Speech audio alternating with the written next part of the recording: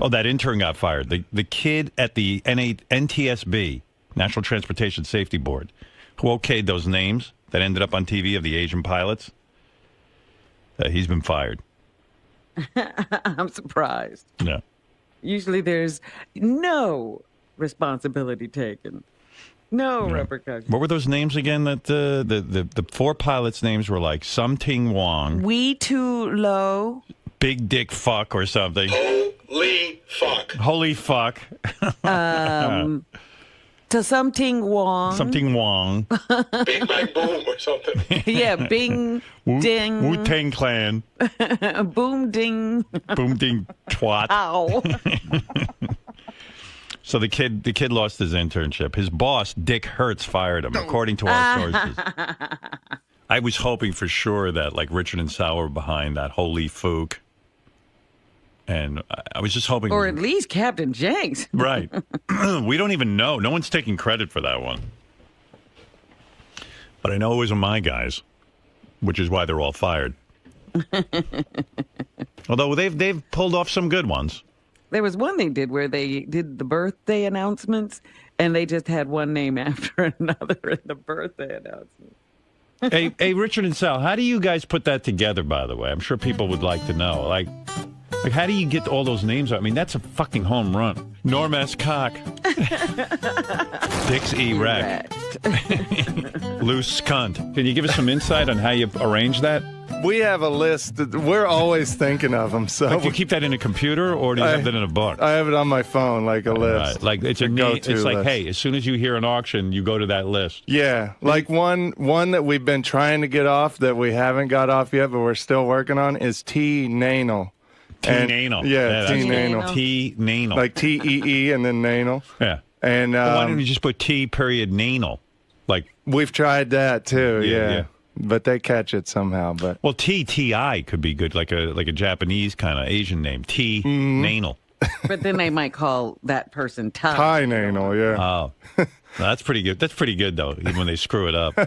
Like Hand Job is still funny. Hand Job. Because you know what Han Job. You were asking if people use it. My parents still use it all the time Swap in and Kansas. shop? Really?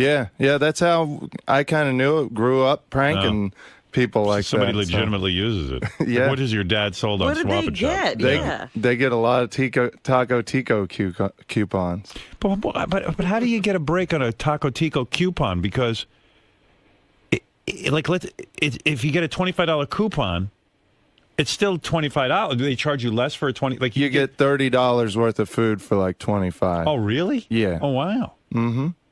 But then they got to Maybe I spend oughta the tune in. But then you got to spend the gas to go get it. So Oh, you got to go. You mean they don't mail it to you? no, you have to go pick it up. Oh, so I don't my know God. if it's worth it. You should ask Richard about when him and his buddy used to make phony phone calls, and they got called down to the program director's office as kids, and he threatened to arrest them.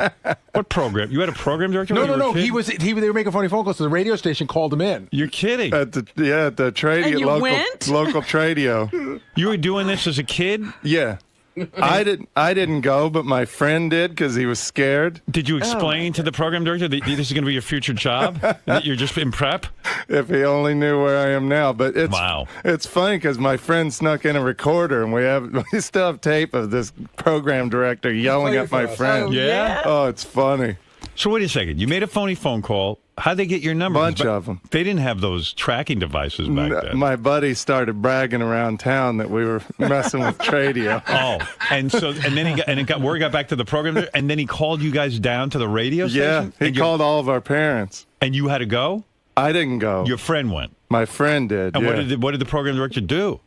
He goes, he just yells at my friend. He goes, "Do you know this Richard Christie character?" But Howard, the guy recorded all of this. He put a Wow. recorder in his pocket. Wow, your friend recorded it. Yeah. Wow. Yeah. It's And funny. you have the tape? Yeah, we Oh. could never play it because the guy. Take the permission? Yeah. The guy's still pissed about it to this day. I Can think. we that right? Can we You've pay the tried? guy? Because I would do anything to play that. We could ask him. Yeah. It's- Like, you still know where the guy is and everything? Oh, yeah, He's still he's- the PD there? Yeah. Wow. Wow. Is that a permanent job? It's like the post office. Holy mackerel. Yeah. Oh, please, sir, let us play that. He yelled. Maybe at a you guys? personal call from you, Howard, would get it. I'm going to do it. I'll do anything to play that on the air. A bunch of kids getting yelled at. But so he was alone in the office, and the kid had the brains, your friend, to like record. Mm-hmm. I'm going to hire him, your friend. Nobody's listening to these shows. That's what's so great about it. Well, that's why it was easy to get through when we were kids, too. It's you can have your way with them. Yeah. I tell you, dirty names are always like, I'm in tears when I hear funny, dirty names like that. Me too. Like those, the Asiana pilots, when I first saw that video, I was crying. I was going to fire you guys for it not being you. How do you know it's not us? I don't know, but because I know you'd take credit for it. Yeah, we probably would. It'd be great if Richard got called down to the National Transportation Safety Board had and to testify. and had the tape recorder in his pocket, got yelled at by those guys. What's this one? Sal pranks Gary about booking Metallica? What's that? Yeah, when you said Metallica's coming in, which I am so freaking psyched for. Right. Sal pranked Gary years ago about Metallica coming into play. Did you? Yeah, when I used to call him a horse-toothed jackass back in 1996. Let me see. Howard Search, may I help you? Gary? No, he's on the phone. May I take a message? Tell him it's Cliff Bernstein on the phone from Q Prime Management. Hey, Metallica. Yeah, April 15th. They're in town? Yep. What are they doing? Letterman. No kidding. Yep. No kidding. And they want to come on? Yep. Well, that's great. I mean, what Can we do it or what? Yeah, absolutely. April 15th? Yep. Listen, we have a song parody, too, we could do on the show. Wait a second. What's your partner's name? It's called Horse-Tooth Jackass. See, that's not that good, though. Back in the day. I mean, because... That was when I was a beginner. Work. Yeah, you've gotten Early better. work. Yeah. But we have a whole database, Howard, about right here, about 15 pages of all the dirty words, the dirty names that we go to when we make these phony phone calls. Give me the name that you're dying to get on the air that you haven't so far. Well, one is Herb Eversmells. Herb Eversmells. Yeah. That's a tough one. And we did Gabe Bathhouse, but now we're trying to do Gabe Boy Toucher. Yeah, Gabe Oi Toucher. I don't know if we've done Lou Sasshole either. Yeah. That's a good one. We have a whole... Lou Sassole. You can Lou get. Lou Dixon, Sassole. Dixon B. Tweener Legs. These are the ones we've been trying to get off. Right. How can people listen to that and not just be in tears laughing when they hear a name like that? Some people get so mad. It's like one of my favorites is Droopy Balls. We called the guy with that one. Drew P. Ball. 100-year-old Drew P. Balls. Our show, I got to tell you how fucked up our show is. Like, I've put together a seminar where everyone is going to get together and just talk phony phone calls. Right. A phony phone call summit. A summit. Because I was thinking the other day, so we need a summit where everyone just goes and brainstorms phony phone calls. Yeah. That's our work. That's awesome. I mean, yeah. So we're just having a whole day of phony phone call seminar. That's like our heaven for Richard and myself. I know. Led up by these two idiots. I love where the heads of the wow, what a job, you know. Like Yeah. when you got called down to that PD's office. Yeah. Like who knew one day your job would be to like hold seminars and teach people how to make phony phone calls. The cops came. The cops had to pull my dad off of me one time for when I prank called my religion teacher.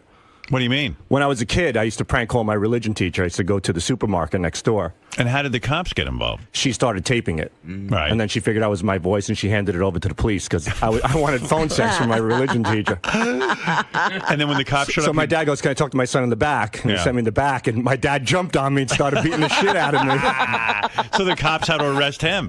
Well, they pulled him off, and they calmed him down. And they said, we think it's settled. It's enough punishment. Yeah. Your father beat the shit out of you. Oh, God. Oh, that's so great. Did he like punch you and He stuff? goes, can I talk to my son, please? I'll be right back. Yeah, calmly, right? Yeah. He took me out back, I guess, so they wouldn't see me. And I think my mom started screaming, and the cops came, and they pulled my dad off of me. It's the best day of Sal's life. Like he'd never been paid attention to by his father before. But what was I thinking? A prank call my religion teacher. And she fucking identified your voice, you idiot. Yeah, and I lived down the block from her. Such an asshole.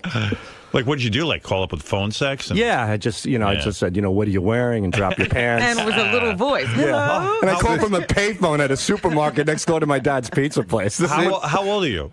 Oh, I think I was 12 years old. I would just go into my dad's cash register and steal a whole pile of quarters, go right to the payphone. See, that doesn't sound like a prank call to me. It sounds like he was turned really on. wanted to do it. Yeah. There was no prank. There was no joke. Yeah, he really Maybe it wasn't. I don't know. The prank was on you when your dad got a hold of you. Stupid ass me. I used to call the pharmacy in Roosevelt, Long Island, and pretend to be a girl having sex with him. Like, why wouldn't I call a girl? I'm calling a guy. Yeah, Sal improved on your method. My pussy is very wet. I want to meet you outside the pharmacy. What time do you get off? Do you have some? And I didn't even understand the concept of rubbers. Like, so I was like, do you have scumbags? He goes, yeah, I got some scum. I wish I could play this on the air. He goes, yeah, I got some scumbags. The guy was a nice guy. He knew we were fucking idiots. Right. But he was like, yeah, baby. He goes, I got some scumbags. What kind of scumbags you got? You got extra large scumbags? He go, yeah, that's what I wear, extra large scumbags. Well, when I meet you out back in the alley, I want you to put on one of those extra large scumbags. Well, we're going to take audio of you just doing that now and call pharmacy. Yeah, here's some more lines. I'll wild track for you. Okay. Yeah. God. Oh yeah, when I get a hold of you, I'm gonna take your penis with that extra large scumbag and really work it over. I'm really so. He goes, oh yeah, what do you look like? I got big 36 double D's. Even though I was a kid, I think I was describing Robin. See in the future. Yeah. That's great. Yeah. Howard, there was a mental health clinic one time that I called. Yeah. And I said, my dad had a pizza place that burnt down 15 years ago. Right. And now he's having flashbacks because my mom died in the pizza place, but he's back on the bottle. He was an alcoholic. Right. And he thinks he's in the pizza place, but he's at home. It's already too complicated. Well, she said, let me speak to your dad. So what I did was I conference called the mental health clinic to my dad's real pizza place. And they got on with So your my dad gets on. She goes, sir, where are you? He goes, I'm in the pizza place. She goes, not anymore. The pizza place burnt down. He goes, are you fucking crazy? She goes, your son's upstairs, you're downstairs. And he goes, lady, it's a pizza place. She goes, no, your wife died in the pizza place 15 years ago. Then I would call up a sewer place saying that the toilets are all backed up, and I'd conference call them to my dad. I was like, sir, what's the problem? I was like, what problem? Because there's shit all over the bathroom. He goes, what the fuck are you talking about? I would do this to my dad all the time. That's so funny. That's like, you know my friend Neil Drake? Yes. He was friends with that guy Big Al. They both owned stereo stores at the time. Right. And all day Neil would get guys calling up, like sales guys, trying to sell him shit. He'd conference call Big Al, and he'd conference them over to them, and they would think he would line it up so that he would tell them, this guy really wants to buy stuff. But, you don't let him off the phone. Right. You just and it would go on all fucking day. That's great. Yeah. When they started that conference calling thing, it was a boost to the phony phone call business. Mm-hmm. I was working for Bell Telephone at the time. I was selling 800 numbers to local businesses. And then the conference call came out. And all I did was call Chinese restaurants and conference call them together. That's how we got Chinese confusion. Right. I would call pizza places all day, conference call them together. So you put your 10,000 hours in before you got this job. Oh, yeah. For sure. Right. He just thought he was supposed to be a stockbroker. Yeah. I don't know. Kids today, they don't take the phony phone call art as seriously as we all did, right? It's the caller ID. Well, you know what it is? They all text now, these little fucking punks. Yeah. Back then, all we had was the telephone. Mm-hmm. Yeah. And a big, no caller a big ID. giant Wallen sack recorder. Yeah. Yeah. My dad used to get pranked, and he'd just leave the phone off the hook, and that would really screw somebody up. Yeah. Because you used to not be able to hang up if the other person didn't hang up. Yeah. Right, your line was still live. Yeah, right. and my buddies got busted by my dad because then their parents would come home and be like, why is Richard's dad on the line? Yeah, by the way, if you're getting prank called, you probably, 90% of the time, it's some asshole you know. Right. Well, we get tips from fans. It's great. They're like, hey, my dad gets real mad on the phone. Here's his number. Call him. Yeah. One girl gave us dad. One girl, this guy had a yogurt shop, a gyro shop. Right. She's got to call him. He's Isn't crazy. it a gyro? Gyro. What is that? Gyro or gyro? I say gyro. Gyro. Gyro. How do you say it, Robin? Gyro. Yeah, gyro. I say gyro. Get over here. Get over here. Yeah. Do you also say Dali? What, for Dolly? For deli. For deli. Oh, yeah. I can't say falafel. Falafel. Yeah, that's it. I always say All right, go ahead. Yeah, so you were saying. No, this lady, so it was a friend of ours, and this guy had a gyro shop. Right. And he's like the soup Nazi. Call him up, so Rich and I couldn't wait. We prank called him. We drove him crazy. Right. So then we asked her, can you go to him and get the consent for us? You know, that's how it works when we get to. She went in there. He flipped the fuck out. She's banned from the store. It was her favorite place. It was out in L.A. Gonna hear it? No, we can't play it. The guy flipped out. Wow. Yeah. She goes, not only did he say no, I'm banned from the store. Ugh, what a dick. Yeah, total douche. Something we used to do when we were kids, when we'd call like the local radio station too, is we'd get all the other DJs worked up and get them to apologize for something on the air the next day. We'd call up and say, hey, is Jim around? And he was a DJ from the morning radio. And they go, no, he's not here right now. And he'd go, well, he borrowed a bunch of porno movies from me. Can you have him call me? And then the next day, Jim would go on the air and he goes, I just want to make it clear, I do not watch porno movies. And we just waited for the apology. Yeah. Oh, it's so much fun. Well, boys, we could reminisce about your phony phone call history all day. Yes. Well, this really is the greatest job ever. We're so lucky to be able to do this. What a walk down memory lane with Sal and Richard. Who knew that they were doing this from young type? An entire idiotic history. Yeah. A totally meaningless life. Involving the cops, Robin. Right. And your dad. I just love the image of him beating the shit out I of him. know, and them having to pull him off. Excuse me, officers. May I talk to my son privately in a calm and relaxed That's manner? exactly how we did it. Yeah, right. Boof. The cops goes, well, I think everything's settled here. Yeah, this boy has suffered enough. Oh, God. Maybe we better investigate. It sounds like there's a bit of noise back there in the pizza We better parlor. stop this. I'm so proud of my son. He's been calling a woman down the street and sexually harassing her. Fucking idiot. Like, oh, my son. All I want is a son that I can raise in my own image. They played the tape for him because I denied it. Yeah. Oh, God. What does your dad think now that Phony this phone is calls your are, living? Phony phone calls are funny until it's your own kid. I remember my kids one time called Dial a Mattress, and I freaked out on them. Oh, yeah. I was like, no, you don't make phony phone calls. You leave that up to professionals. In the hands of an unprofessional, this is dangerous. You're children, and that's my sponsor. You stop it now. I'll put my foot down. I love when they threaten, too, like on trading, when they threaten to call the cops. What can you possibly say to the police officer? Meanwhile, the phone we call from, it's this high-tech, like they got these awesome phones for us when we came to Sirius. Yeah. It's some high-tech thing that sends out a signal that blocks any kind of caller ID. So there's no way they have our caller ID. And you'd be thrilled if they did. They keep saying, we have your caller ID. And I'm like, they're waiting for you to call. Right. Yeah, we wouldn't mind if they called us at all. Huge erection. Huge erection. Well, that's another one we've tried, like huge erection. Right. Yeah. Yeah. You've gotten that on, right? I can't remember. That one we didn't get, no. We've done we got so Dixie many Wrecked. Dixie Wrecked. Yeah. That Dixie, we just heard, R-E-C-T, last name. Dixie Wrecked. Yeah. Yeah. Like, how can you get cunt lips on there? Just can't. No, yeah. Connie Lingus. That one I think we got off as well. Connie Lingus. Yeah. Well, that's an old one. All right, boys. Coxucker. Coxucker. 100 years old today, the Coxucker. You never got that on. No, that's on our list. Yeah, but you can't get that on because no one's going to fall for Cox. Well, you'd be surprised. You got curly pubes. Hey, yeah, curly that's pubes. the guy Pubes. said pubes. And curly pubes is crazy. So maybe he'd say hairy cunt lips. Harry, anything is good. All right, get out of here.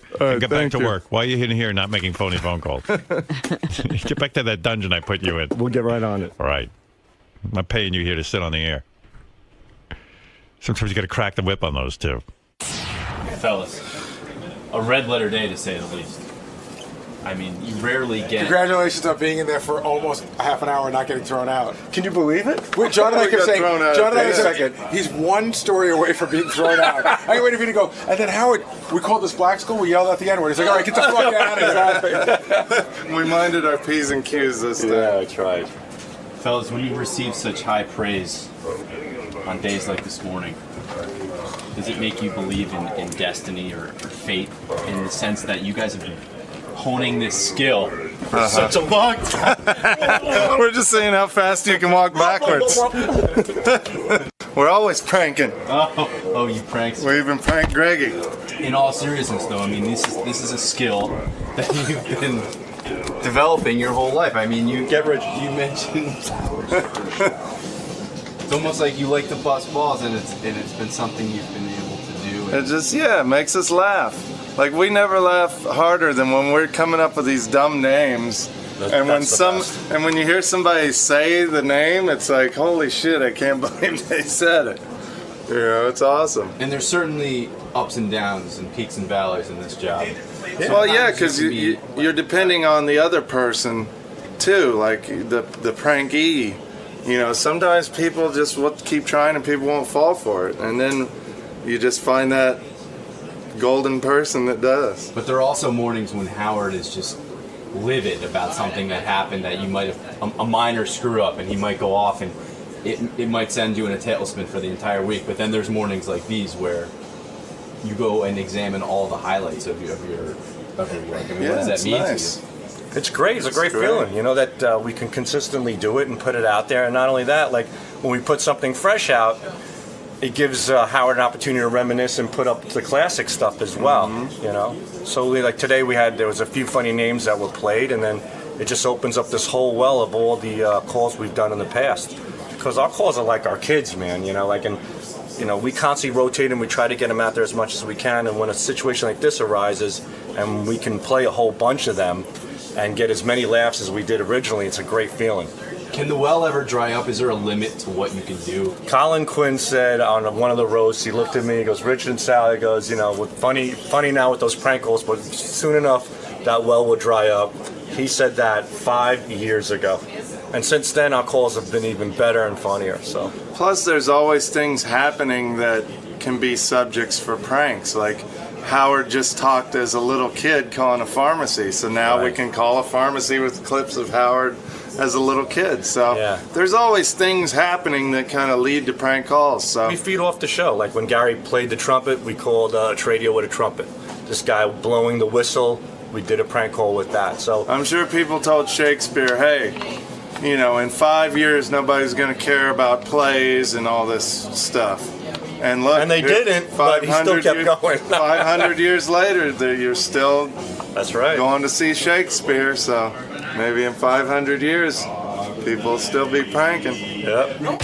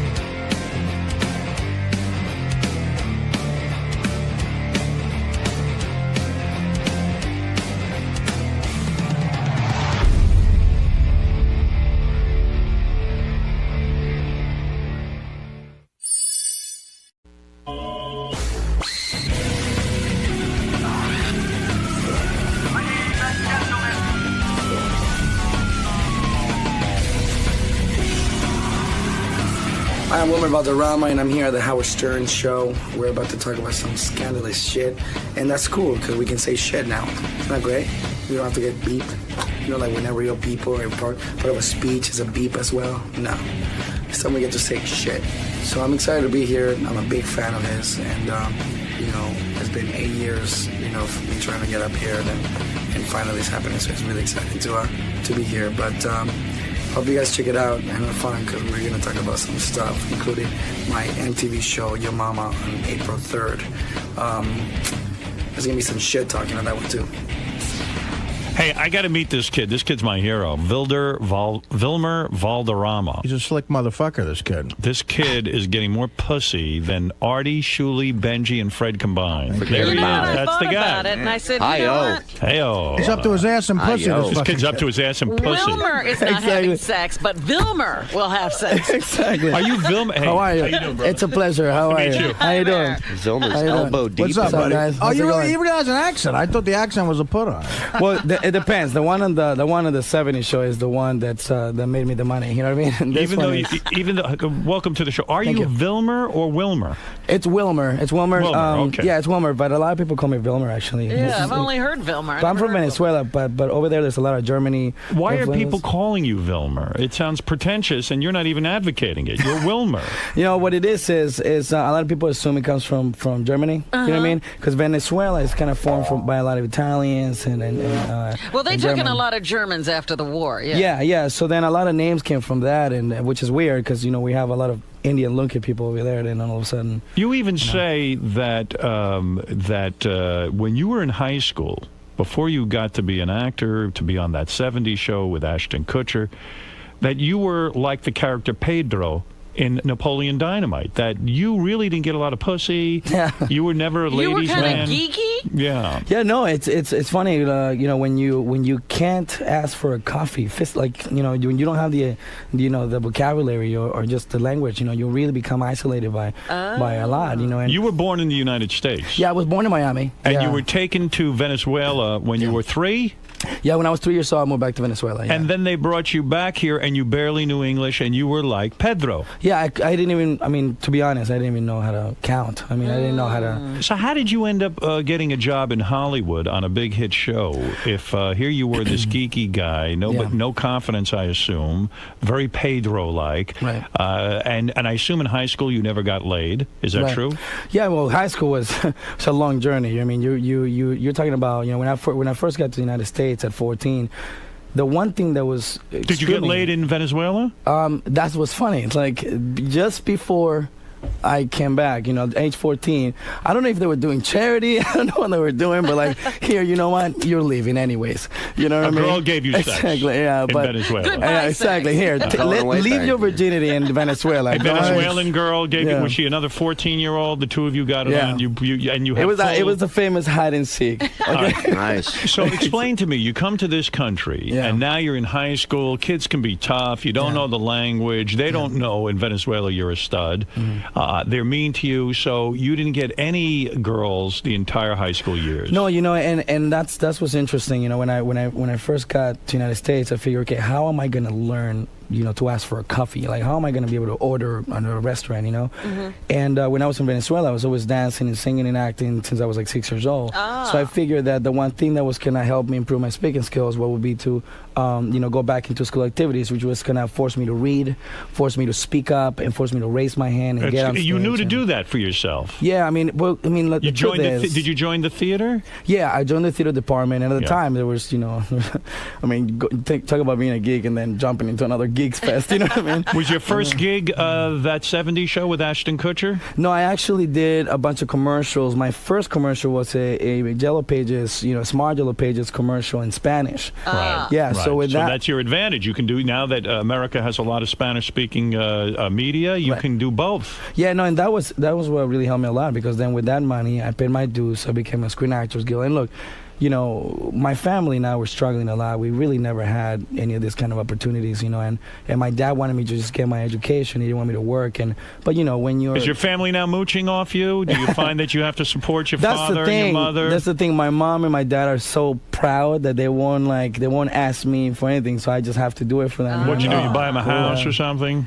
Yeah, at age 18, when the 70s show got picked up, the first thing I did is, Mom, Dad, we're not paying rent anymore. Wow. You know what I mean? That's nice. You know Yeah, good And, son. Well, Are there other brothers and sisters? Yes, I have. Poor you. What a burden. What a burden. And then they probably don't do anything. Right? Oh no, they wear more name brands than I do. You know? In Venezuela, you probably had no toilet, no telephones. I mean, and now here you are. You're the guy with the money.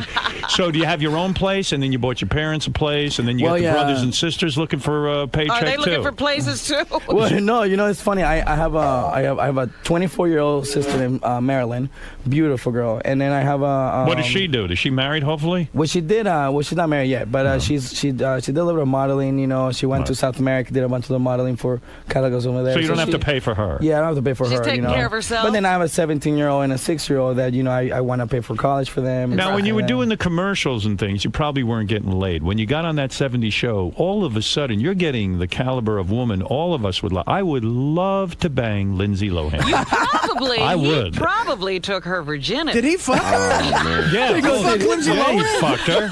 Why are you insulting the man? He was how many years you were going out with Lindsay Lohan? You fucked Lindsay Lohan? We were together for like a year and something. But you don't meet her. But you don't meet her till you're on that 70s show, right? Yeah. This is like last year. He goes, son of a bitch. Last year. This was last year. You were in a serious relationship with her, right? And the rumor was you dumped her for Ashley Simpson. I know, which is the most hysterical thing ever. Because you fucked Ashley Simpson. Is that true? You had sex with her too, huh? Well, if you put it that way, I mean, might as well, Like, it's so funny, like.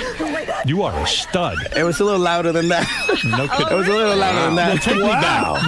Was Lindsay? It sounds like her singing. Whatever happened to racism? Those chicks aren't supposed to be with Venezuelan guys. Yeah. What happened to us white guys? Yeah. So. See, he's Wilmer. doing it for revenge. Yeah.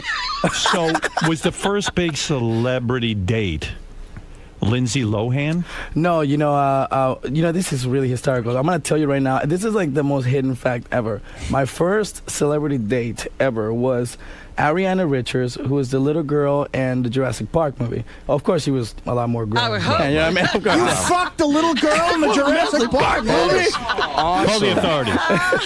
So, that poor little girl. I mean, I was 17 years old. Right. She probably wanted it. So I mean, absolutely. You're like the Venezuelan John Stamos. Didn't you ever say you look like him a little bit? Well, a little bit in the smile. Yeah. We're just so charming. You know? I got a bunch of Lindsay Lohan questions I got to ask you. Number one, sure. Are those boobs real? Yes. They are. Yes. They are. Yeah. Maybe she got them done after Vilma. You know how people always think that she has breast implants, but you're saying those are real. No. When we were together, look, she was a bombshell. Oh. You know, man? What's it like watching your dick disappear into those? That's nice. That's nice. What's it like watching your fucking dick disappear into those titties? It's remarkable. It's remarkable. So it's just remarkable. Now she has the reason I find her. Good for you, man. I find her very attractive. Thank you. I do. I mean, she's a young girl, and maybe probably too. Some would say too young for me. I don't think so. Right. I think I'm a young-looking kind of. She's she's more not. mature than her years. Yeah. And by the way, you dated who I think is a real hot piece of ass. You dated Mandy Moore. Yeah. For You 2 fucked years. Mandy Moore. What's that like? You have to stay here. You have to stay here all week. This is down. the guy you need to talk to for a week. This is our greatest guest ever. Do you just have like a great rap? Because a lot of these girls. These girls? First of all, you think a lot of these girls would be prejudiced, because you're kind of like Spanish looking and all that stuff. Well, I'll tell you what helped me. Can I tell you what helped me? No. I'll tell you exactly what helped me. And I'm gonna one. That's the silent. That's the silent. You, man. Yeah, that's the silent fact. But the one thing that really helped me, and I tell you, I seriously, and I told him this when I first met him for the first time. When I was in high school, the movie Desperado came out, right? Desperado. And then it was cool to have an accent and wear tight jeans. Oh. Right? So then all of a sudden I went from like geeky kid who probably is not going to grow up to be anything to exotic, Did you like, get Mandy Moore while you were on that 70s show? Yeah, actually, we met. Everything has happened during that 70s show. Right. Yeah, that helped. I mean, That's moral of the entree. story. Moral of the story. Everyone get a sitcom. Okay, That's what we're working on. Hey, That's- first of all, I was so on you- a sitcom for 2 years. I never fucking got laid by Mandy But Moore. you don't look like him. So wait Exactly. a second. You know, Your jeans weren't tight enough. Yeah, you wear try tight it. Hey, jeans. seriously, try some They tight were. jeans. They were actually right. You're like a sausage in those tight jeans. Let me talk to you for a second here, because this is a pretty amazing story. You get on that 70s show, all of a sudden you're getting high-class girls. Mandy Moore, man, is very attractive. She's one of the most beautiful girls I've ever met. And you know, and what's to be the honest, approach? What's the approach? How do you get them? Yeah. Yeah. Look, I'll be completely honest with you, and I mean, I think you hopefully, you know, maybe you can tell a little bit, but the fact of the matter is, you know, half of this industry is not real. Okay, You can't. and I am the guy. We don't know exactly, that. right? How would we know that? I'm sure you guys know that, but We don't know anything. the reality of and the fact is, it's like, look, I'm the guy who, like, and I can't tell you, I mean, like, oh, I'm a guy because of my accent or this or that. But I'll tell you what I am. I am the guy who will stand up in a booth, little louder. I was standing up in a, ready. Okay, here we go. You're I the am guy. the guy. Wait, go ahead. Finish the thought. I am Yeah. the guy that was stand up. So I'm the guy who's standing up in a booth, and I have a shot with anybody. I have a shot you're patron with a party anybody. guy. Well, that's not really a party guy. It's more like, but like, look, I'm not the guy who's roped off in the VIP. You know, pretending I'm wearing this and that. You know, I don't really give a shit about half Your of that, point, when so. you say you're not the guy roped off in the VIP, you're not with an attitude. You come up to these girls, you're nice to them, they see you're a good guy. Look, I never had any of these opportunities in my life, professionally and personally, you know. And in my life, one thing that I've grown to know is that this industry, you know, look, half of this can go like today. I can get fired, anything else not. And if I don't make the most out of my entire life and make friends and you know, find those real people that are gonna make me not only proud of Get who back I am, to but effing these girls. Yeah. Never mind all this crap. Well, see, I'm sitting there. So you're party, you know, like you'll ask them to dance, you approach them. well, yeah, I mean, you How'd just you gotta meet be Mandy real, Moore? Where do you know? meet her? Do you meet her on the set of that 70s show? Well, that's what's hysterical. This is a really funny story. You know, I got called, and at the time, a teen magazine. She was doing the cover of Teen Magazine. Would you go to a shit music festival or something? Exactly. yeah, with a radio show or something. Lots of shitty music, yes. Go ahead. So you fucked every shitty singer in the business. Would you go to a talentless convention? So wait a second, Mandy Moore. Get back to her. I mean, Imagine those three in a fucking duet. First time you see Mandy Moore naked, how much time do you have to put in with a chick like that before you get to start banging her? Do you have to put in months of time? No, well, see, we were each other's first loves. You know what I mean? Like that's Virgin? like an hour. She was a virgin. She was a virgin. You took her virginity, dude. High five. High five, Artie. Come here. Okay. He goes high five him for me.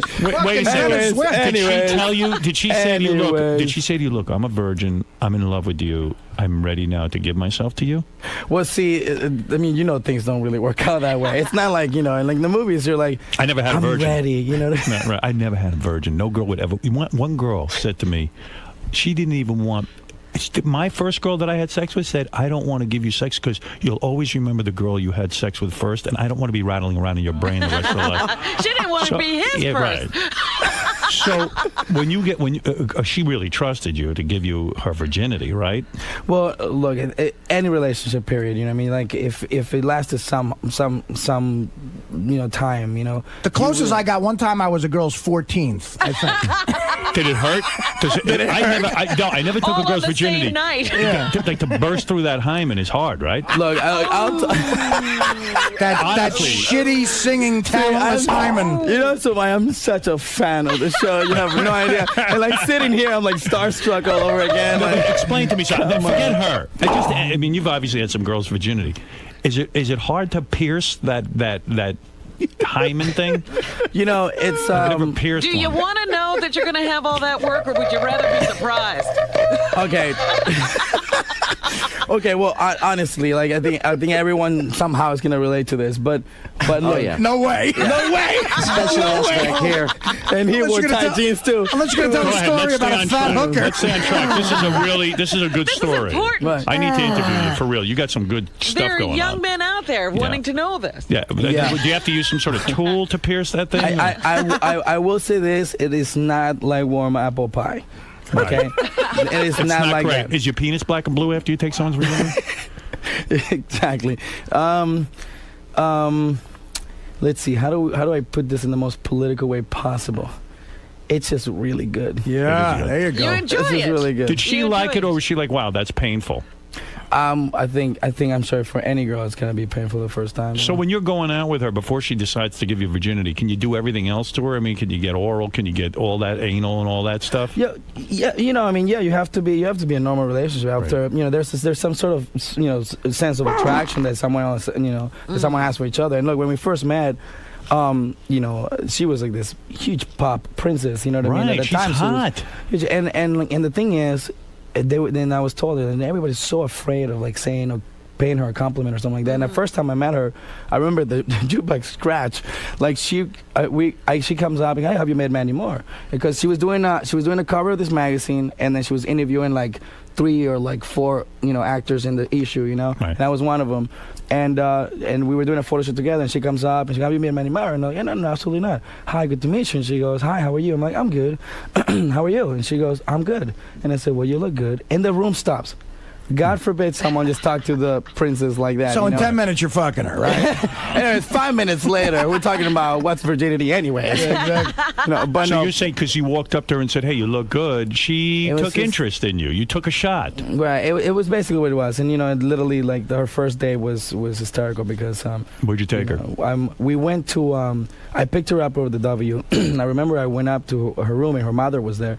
And her mother says, she's changed shirts 3 times. And I go, oh, wow. And she goes, Mom, what are you doing? So we went upstairs. When do you fuck the mother? Yeah.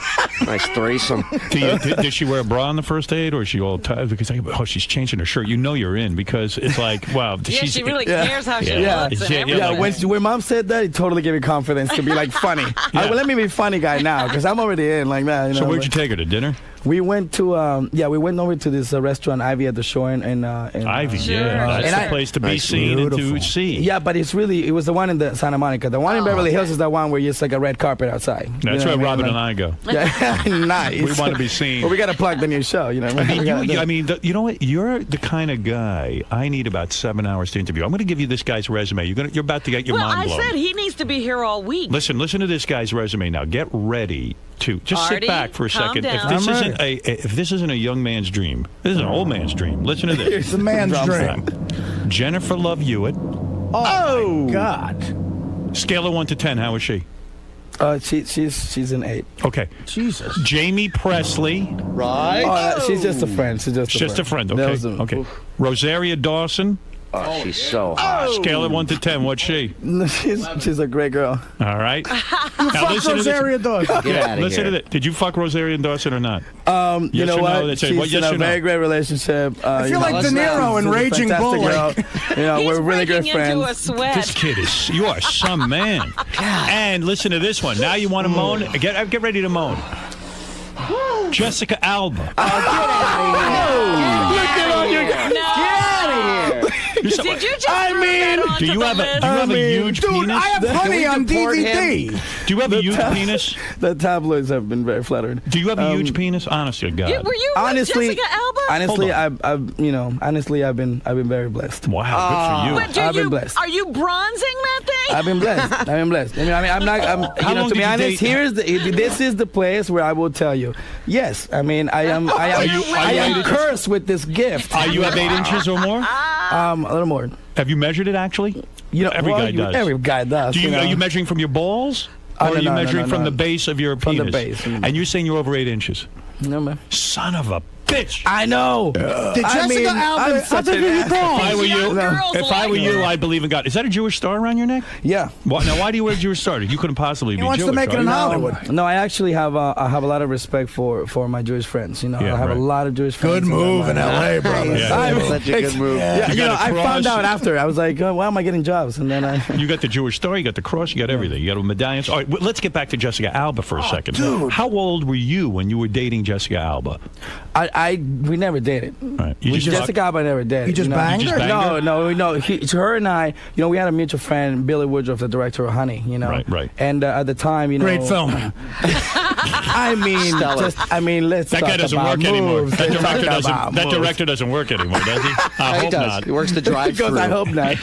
But okay, so how do you meet Jessica Alba? Well, we actually, this is the thing, like half of these girls, just so you know, we were friends 1998, 99. We were in the same auditioning rooms. Did you become her lover? No, we did not. Did you make out with her? We didn't date. Did you make out with her? No. Tell the truth. We danced a lot. You danced a lot? Did you finger her? No, I didn't. Hand job. See, he's telling the truth, though, so. I didn't. I'll be honest with you. Jennifer Love Hewitt, you were a lover of hers. Yes. Oh, man, I'd love to do that. Yeah. What are we doing now? Hey, let me ask you something. When you're in bed with these chicks, they're naked, you're doing them from behind, you're putting your penis between their boobs. Are you sitting there going, oh my... Are you sitting there going, oh my God, Jennifer Love Hewitt is doing me, or is this like no big deal to you? I could have been picking oranges in Venezuela. Yeah. What do you say to yourself when this is going on? Okay, honestly. Why do you think he's wearing a cross and a Jewish star? Honestly, there's two things go through your head, right? Two things go through your head. I'm going to be completely honest with you. Two things go through your head. You go. One is I hope she doesn't wake up. Right. One. No, honestly. No, one, honestly, is holy shit, is this really happening? Right. And number two, now concentrate so you really perform. Good. You know what I mean? Right. Yeah. You don't want to disappoint. Do you end up like the first time you're with, let's say, Jennifer Love Hewitt, Lindsay Lohan, the first time? There's no way you can control that. I mean, you probably shoot off your load in like 3 seconds, right? No. Really? You're good? You're that good? Well, so these chicks love you right off the bat because you're able to hold out. Do you have to wear like a big thick rubber so you don't? No, the truth is, you just a lot of these girls, are very similar when it comes to something. You know what I mean? They're all really looking for that real thing. You know what I mean? And once after that, and you start talking to them and everything, they're really just as normal as anybody else. Do most of them swallow? I don't know. I think these chicks are like, like so uptight, but man, you're doing it. Let me thank you. When I've been with like some sort of famous chicks, some of them. Sure. I'm a fan. I know. And I'm in bed and I'm going, man, I can't believe who I'm doing right here. I'm looking down. I go, man, oh, Shevitz. It's unbelievable. Now, you don't make the mistake of falling in love with these chicks. You move on. Well, because the party just keeps going and gets better and better. Well, you also have to keep in mind, I mean, I've been doing the 70s show for about 8.5 years. Yeah, you're a millionaire now, right? Yeah. Yes, thanks. Yes. 8.5 years that show's been on? Yeah, it's been on a long time. Almost as long as MASH, for Christ's sake. I just sake. finished my 200th episode. When you're living in Hollywood, you're a millionaire and stuff, but because you're Venezuelan and everything, do people ever mistake you for like some Mexican gardener and stuff and give you crap? A lot of people think that, if you're Latin and you live in L.A., then you're Mexican. You know what I mean? And if you're walking around with these girls, do they think you're working for them? They think he's kidnapping. I gotta be an assistant or something. Mandy Moore's mother was like, yeah, the keys are over there. The car. No, it's a Lexus. When you're dating Lindsay Lohan, her dad is in jail now, right? Right. Like, do you get involved in all that family stuff? No, when we were dating, she was going through some tough times, and I was there for it. Nice. Did you ever do blow with the father? No, I never saw any of that. Now, let me ask you something. When Lindsay starts getting real skinny, is that when you bailed out of the relationship? No. To be honest, was that she happened. Anorexic or what? Did you catch her vomiting? She lost weight, after we broke up, like way after, Oh, so you got her when she was really hot with the big boobs. Well, I guess if you're gonna put it that way, I guess yes. But no, that she was, when we met, she was this, this bombshell. She was Jessica Rabbit. You know what I mean? Yeah. She was Jessica Rabbit. Did you have to deal with the father, the crazy father? I dealt with some of their family stuff, but I was actually very happy to be there for them, and both of them had interesting points. Each one of them had an argument. And does she have red hair down there? No fire in the hole? No fire in the hole? No. Really? So the red is fake hair? No. Red is red, but there's no red down there. Nothing. No, there's no. She never kept any of it around. Oh, there's no hair. Right. Oh, you bastard. Come here. I want to smell your fingers right now. I've been with red-haired chicks where it was like a 3-alarmer down there. Lindsay was she was actually really she was really great. She really loved herself. She really pampered herself. I bet she's great. I love her. Pamper herself. She really pamper herself. She grooms. She smells good. She's a beautiful girl. I'd love to bang her. On a scale of 1 to 10, is that the best sex you ever had? 10 being the best? It's it's pretty out there. Yeah, I bet. Oh man, so why do you get rid of her for? I guess it's the party doesn't. It's a lot. There's a lot of factors. I mean, I think that there comes a point where you have to make a choice for both of us. And there's all the things that we need. Now, do you think she's a shittier actor or singer? I think she's a good actor. Yeah, I do. I think she's talented. I think she's good. I'm not kidding you, Artie. I haven't seen any of her stuff. When she was a little kid, she was in that movie where she plays a Parent twin. Trap? Parent Trap. Yeah. I love that movie. No, Lindsay is a very talented actress. No, I think she's okay. I'm just assuming. No. Hey, so she's you're a very friends, talented girl. and you're real good. Your best buddies like Ashton Kutcher, and you hang out with Demi Moore and Ashton Kutcher. Yeah. Is she pregnant with his baby? If she is, I don't know, and it's actually really really fucked up if I don't know it. You know what I mean? It's like if they hid that from me, then it's really bad. Because you're really close to them. Yeah. Is it weird? Do you ever say to yourself, why is he banging an old broad like that? Like, why doesn't he go with the young girls? You know why I don't? This is in all seriousness. She is a wonderful, like her. great. Is there woman, any truth to the rumor and that she's beautiful? Like, I mean, you stand in front of her and you go, wow, like she's really, her body is gorgeous and her face is beautiful, and she's a great girl. You know, it'd be funny if the kid came out Venezuelan. That'd be great. I like there that. would be a lot to answer that. Right. Is there any truth to the rumor that their relationship is just an elaborate 3-year punked on Bruce Willis? Definitely not. Definitely not. So there's no problems in their relationship? That's the rumor. No, they're great. They're great, and trust me, I've hung out with them plenty, and they're good people. And look, Ashton's my brother, and she's a wonderful woman. Weren't you in a movie with Macaulay Culkin? Yes, I Did was. you make out with him in a movie? We got out of it. Like, we were able to convince the directors that we didn't need it. Good for you. Yeah, good Thank for you, man. you. That's bad. No, the movie was really twisted, and it was about Michael Alley. Guys, you guys know. You were the little lover, right? I was Kyoki, yeah. Lindsay Lohan, just take me back there for a second. She was so in love with you that she'd get jealous and erase your phone numbers from your cell phone of girls. Well, a lot of stuff happened that really, shouldn't have happened. Good for you, man. Good for you. What do you mean? For you. So Like you start looking through your cell phone, and then you say, "Hey, where is so and so's number?" You get confused. Well, look, like I said, Did she a lot of erase them stuff all happened. or just the girls? No, there was times where there were certain things that made her uncomfortable, and sometimes you as the man, you have to kind of cater to such smack her around things, a little. There's certain insecurities that come with being in love, I guess. Did she cry when you dumped her ass? I mean, yeah. Who'd you dump her for? Look, it was very dramatic. Did you dump her for Ashley Simpson? Never. No. You never. And that's the banged thing. Ashley We Simpson? didn't. Ashley Simpson and I never dated. I want to do her too. I think she's hotter than Jessica Simpson. What do you think of that? I think she's a beautiful woman. Yeah. I like her. I think Ashley's a great girl, and it's so funny.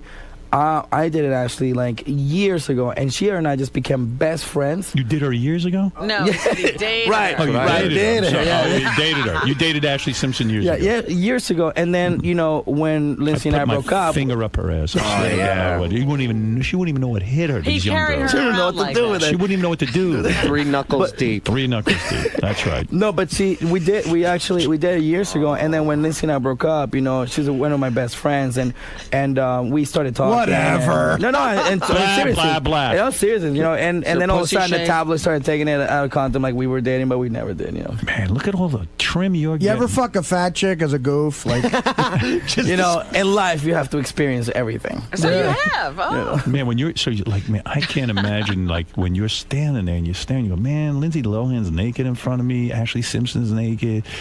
Oh man, Jennifer Love Hewitt's got on her knees in front of me. I honestly, have you ever had you've had 2 women at the same time, right?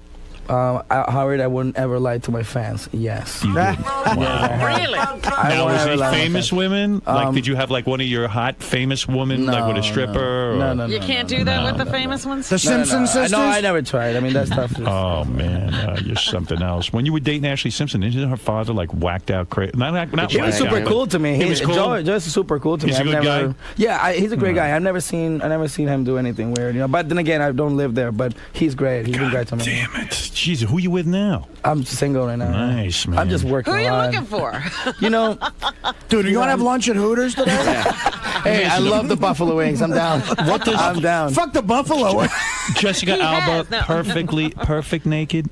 No, look, Alba is a great friend. She's a good girl. You are out of control, He's man. never had her, Howard. You got to see her stomach He's in had that her. He movie, won't honey. admit to her. No, he's not. He wouldn't lie to us, would he? Why lie about that? I'm going to put you on a lie detector, man. This guy's unbelievable. Bring man. it. Got a 22,000. Who else? You got a 22,000 square foot home in the San Fernando Valley. Look at you. Yeah, you know, I Nice. just bought. Hey, you guys enjoy this, which I'm sure you guys have talked about the website, but I just bought Chuck Norris's house. Really? No kidding. I just bought Chuck Norris' house in Tarzana. I was super excited about it.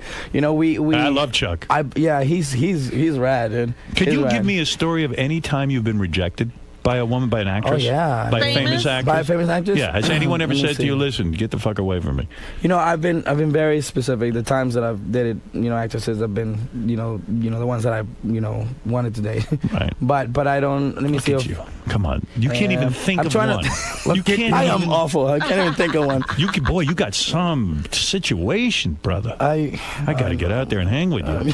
Let's go. Yeah, come on. Let's go. What am I doing?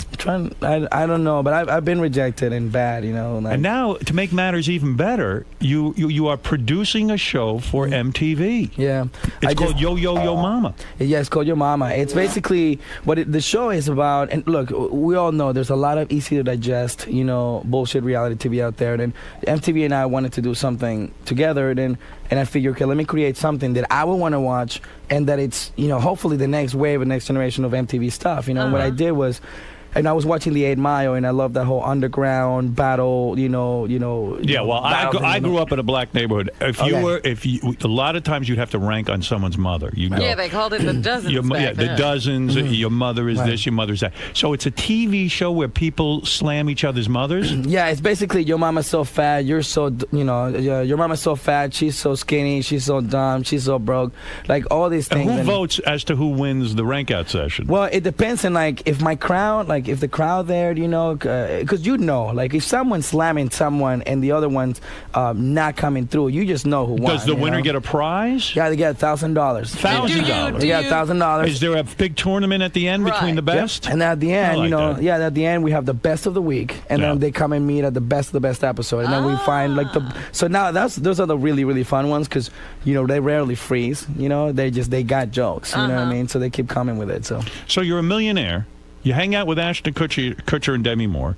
You've either banged or dated Ashley Simpson, Lindsay Lohan, Jennifer Love Hewitt, Jessica Alba. Something's going on there. I mean, does it get better than this? Yeah. No. I'm doing a bunch of No, it movies. doesn't. Yeah, It does? There's always Who's something better? bad. He says, who's better?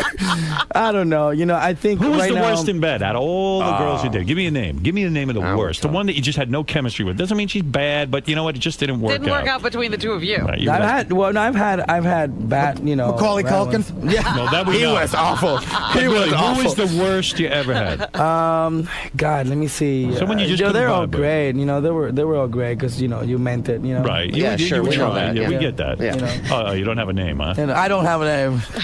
Now, Wilmer's show, Yo Mama, is going to premiere Monday. I'm going to watch this. Monday, April 3rd at 6 p.m. Artie, you're good at this, the dozens, right? Maybe you should be on the show. I don't know. I guess. I don't know. Yeah, these are all like real kids too. They're real kids from East Artie, LA. I think he's saying Carson, you're you too know. old. Yeah, you're too old. You These are missed it real by kids? just a year. Nobody wants a goof on some guy who looks like their dad. Well, they're going to say to me, your mother's probably dead, right? You're like 60. Now, no one could ever even do the dozens on you. They'd be like, you know what, man? You effed Mandy Moore. Yeah. You know what? There's nothing that. Well, that's always his comeback. Right. Yeah, right. I effed Mandy Moore. Yeah, my mother's fat. Did I tell you I fucked Jennifer Love Hewitt? Yeah. Did Jennifer Love Hewitt? Did Jennifer Love Hewitt want to marry you? You know, no. Jennifer Love Valderrama? No. No, that'd be weird. That'd be so weird. Should a guy with your life really be going to rough neighborhoods and taping Your Mama? I mean, really? You know what's funny? I gotta tell you. Careful. But look. Half, like literally 80% of my friends, you know, they grew up in and Compton and East LA, Carson. You know, You don't invite them over your house now, do you? Oh yeah, you know, we hang out all the time. Hey, I'll have a 40 every once in a while. But have it with Demi Moore. Do you have pool parties and stuff at your house? Yeah, You we do? have stuff at the house. Chicks come over in bathing suits. They bathe topless. Yeah, of course. Demi comes over there. I learned well from Diddy. Yeah. Does Demi come over to the pool party in a bathing suit? And stuff Well, like I that? haven't had one where Demi has come, you know, because they've been working and stuff. What's the one chick in Hollywood you haven't had so far, but you fantasize about? Like, hey, I want to meet her. The dream bang. Can't wait to meet. Yeah, I mean, you've worked your way through pretty much an A-list here, but like, who? You know, is who the would one? I love to meet? You know, obviously everyone's gonna say the obvious one. I think Angelina's Angelina's fantastic. Yes, you know? yes. Well, you said Talk about being the ultimate. You know what I mean? Yeah, Like- but you don't want to be hanging around with those kids and the Mohawk and Zahara. Yeah, no, I think I'll sit that one out. Zahara. Who needs a kid with a mohawk? Right. Yeah. Fuck her while Brad Pitt's taking those kids sailing or something. Ever do a black chick like Halle Berry? Yeah. Look, Get out. Never Halle Berry, but you know. Not Halle Berry, no. Yeah. Well, anyway, Wilmer's show, Yo Momma. I will watch this. Premieres Monday, April 3rd at 6 p.m. There was a time that I was pretty good at doing that, Yo Mama. So was I at Yes. one time. Vilmer, what's your favorite mother joke? Mother joke you've heard? You have Mama a joke. favorite? Let me see. There's one that goes, "Your mama's so fat that when she dances, the band skips." That's right. You know? That's a classic. Classic is classic. There's another one that's, "Your mama's so fat that when she wears heels, she drills oil." Oh, All right, that's good. That's the a good other one is, Artie, what's your favorite one? Well, a black kid said this to another black kid when I went to high school. I mentioned it the other day. It's one of my favorite dozen jokes I've ever heard. Your mother's so black that when she went to night school, they marked her absent. That was good. The problem with MTV is now will they do the "You're so black"? They won't do that. See, huh? Oh yeah, we do it. You do? Oh, we go there. That's the thing about when I talked to MTV about this show, and they were great about this too. You can't do sex stuff, though, of course. Oh yeah, we can. You can. Oh yeah, we can. Oh. Yeah, because the thing is, you know, we said, look, there's a guideline, and we understand what MTV is about and everything. Right. But look, we can't bring a phenomenon that comes from the streets like that and water it down. For This is a MTV. good idea. Half-hour You know? show? It's a half-hour show. You're yeah. the executive producer? And creator and host. Look at you. I hosted a little bit. Look at you. Okay. Well, you know, it's about, you know this, it's really about owning your product now. You know what I mean? If Yes. you don't own it, you can't make money anymore. Let's go you know? back to banging Lindsay Lohan. I can't. Seriously. Is there any money in that? Why isn't there money in Put that? a show on about that. Does she still call you? Lindsay and I talk once in a while, yeah. You ever do Paris Hilton? No. That's not, you don't like her. No, she's nice, but I won't. Why? You know, I just I have this thing where I just don't do things that have been Done by everybody else. No, but like the truth is, Is that true? Is she too overdone? Is You don't she like too- racist chicks? No, exactly. No, you know, I just, you know, she's cool and everything, but I don't, you know, I don't. That's You where only do some of my virgins? will go. You only do virgins. Right. Exactly. Yeah, I only look for those. She's not a virgin? Only fresh blood. Al in Chicago, come on, let's say hi to Wilmer. Hey now. Hey now. Hey, how's it going? This guy is my hero. Oh, thank you. I need to smell his finger. I like Wilmer because he comes in here and he doesn't act like he didn't bang these chicks. He banged them and he's proud of it. And yeah, that's a good man and a good guess. Absolutely. Thank you, Kyle, thank you. go ahead. Hey now, Howard. Yes. Hey man, this guy's my new favorite actor, bro. Yeah, me too. I might actually have to watch that show Yeah, now. now you're gonna have to watch my movies too. You're Damn not it. kidding. I couldn't tell you what fucking movie he was in, but Jesus Christ, I'm gonna know now. You're damn right. Thank you. Do you ever Thank you. videotape? Like everyone's videotape. Yeah. Yes. Well, I, you know, this is the thing. Because of all these crazy things that's happening now with these videotapes. Yes. Now all you can really do is tape and like erase right after, because no matter how well you hide these things, they will get out. You know what I mean? And that's to be honest, that's one of the most petrifying experiences of anybody. Like Yes. that's like that's that just- should be your MTV show, honestly. Yeah. Wait a minute. You know what? The one thing. When I Send it stop to their getting moms. movies, we'll talk about You're not producing that kidding. one. Yeah. So you haven't saved any of your video, but like when you and Lindsay No. were together, you'd videotape and then you say, "Hey, I'm going to erase it right away." I don't have any videos at all. No videos, man. Oh man. Oh, man. Do you make a plot when you're with? Let's say you're with Jennifer Love Hewitt or you're with Lindsay Lohan, and these are A-list actresses, and you're talking a whole different league than any of us get. So you decide to have some fun. You decide to make a video. Do you make a plot or you just videotape the sex? You know, no. I mean, I Wouldn't don't. that be like work? Because that's what you do all day. But those chicks like that. Like you go, Really? They honey, like to play act? It's like if I had Lindsay Lohan, I'd say to her, "Listen, No, that's never happened. Who cares what they like? Here's what I would do. I'd go, baby, we're going to make a video. I'm holding the camera.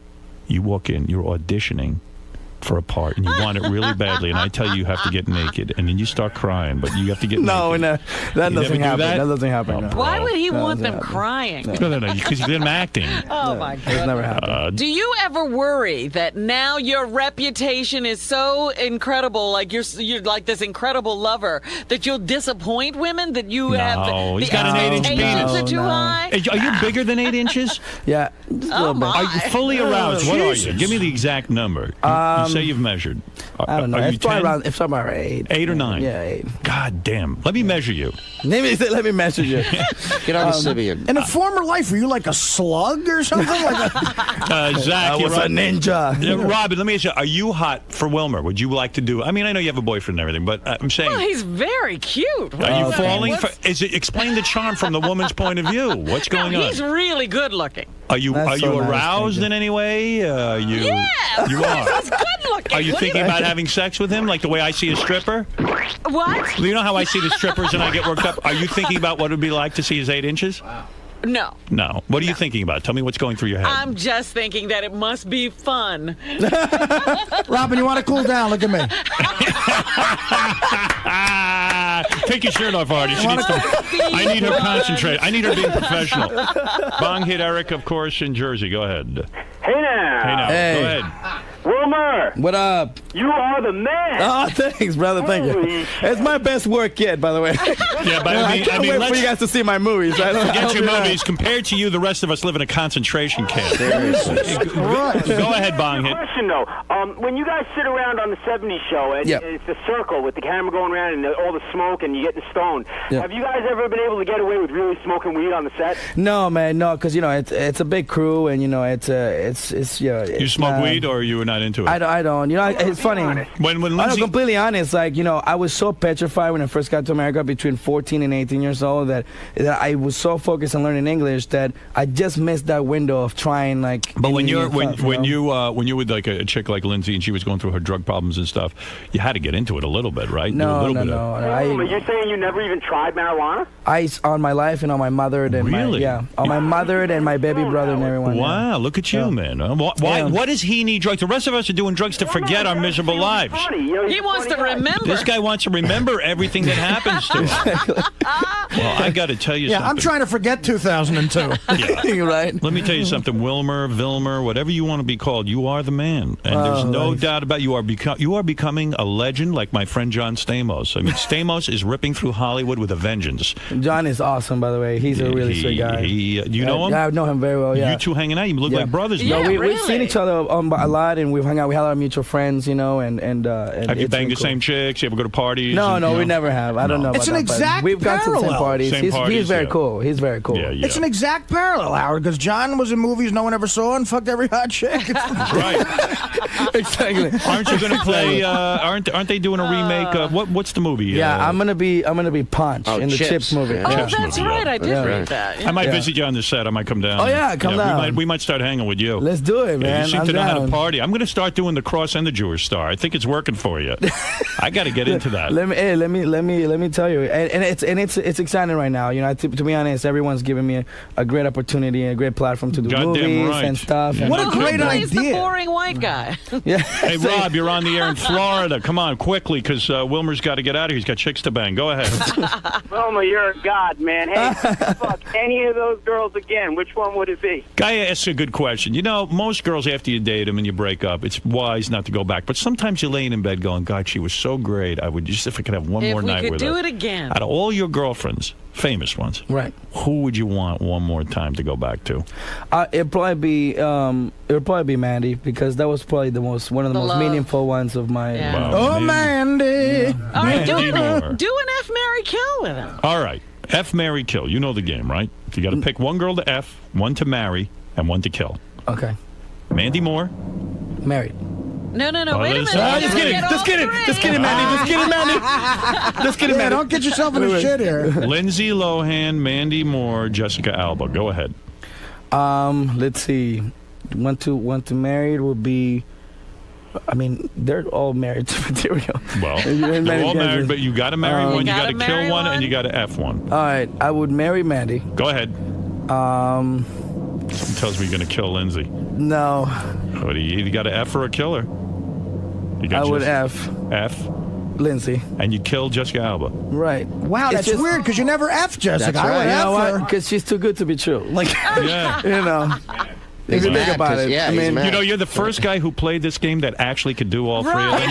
You're the first guy who actually has to really think it through. He's done 2 of them. Yeah. He did 2 of them. Well, I'm going to give you this. Now I'm going to change it up a little bit. I'm going to keep Lindsay Lohan and Mandy Moore, but I'm going to throw in Jennifer Love Hewitt. Now what do you do? Oof. All right. Oof. Now, these are all 3 women you've had. Okay. Now what do you do? Wow. That's right. Wow. This is really, what a twist. Now he's your new What show. a twist. This is your new show for MTV. You interview yourself. Oh, my Lord. That's right. We should go 50-50 on this one. Oh, man. This is a guy who knows. Who do you marry? I'll probably marry... Let's change it up a little bit, I guess. I'll marry... See, this changes everything, doesn't it? Yeah, it changes everything. It is. Who do you marry? Because they're really nice girls. Why you know not what I stick mean? with Mandy Moore for the marriage? Okay. You want to marry her? Or you want to marry Jennifer Love Hewitt or Lindsay Lohan? You gotta kill I think somebody. that Just remember I think that for this one I'll probably marry Lindsay. Lindsay Lohan. Now, who do you kill and who do you F? I probably F Mandy. Go ahead, and you're going to kill Jennifer Love Hewitt. Is she that big a pain in the ass? I guess that ended badly, huh? Dude, the right answer. The right answer was you fuck them all and marry nobody. Well, now here's the best part of the show. We're going to wheel in all 3 women, and you're going to actually do it. He's like, what a twist. Come on in, Mandy. Oh, my God. Well, it sounds like you're living the high life, man, and I love it. I tell you what, man. why not? You know what? We're all a little bit jealous, but that's okay. Is it hard? A lot jealous. Is it hard to deal with the jealousy? Is it I've gotten a lot of, just like you've seen tonight, I've gotten a lot of love, and a lot of people have been really great. Look, this is the first time ever that you see a Screech or an Urkel character on a TV show, and then going to be able to, do something on MTV as cool as this. And then, Screech and Urkel, we're not getting the chicks you're getting. And then after that, being able to do movies with Richard Linklater, and I'm doing movies that I really want to do, and I'm excited to do. So you yeah, seem like a good dude, man. Hey, there's a lot of hot chicks who work here. Should we do an experiment and see how long it takes them to get a number out? You want to know something? I'm going to do you a favor. I don't even know why I'm doing this. Jillian Grace and that other Playboy playmate, Pilar Lastra, are out in the green room. They are? I'm just going to stick you in the green room and see how long it takes you to bang them.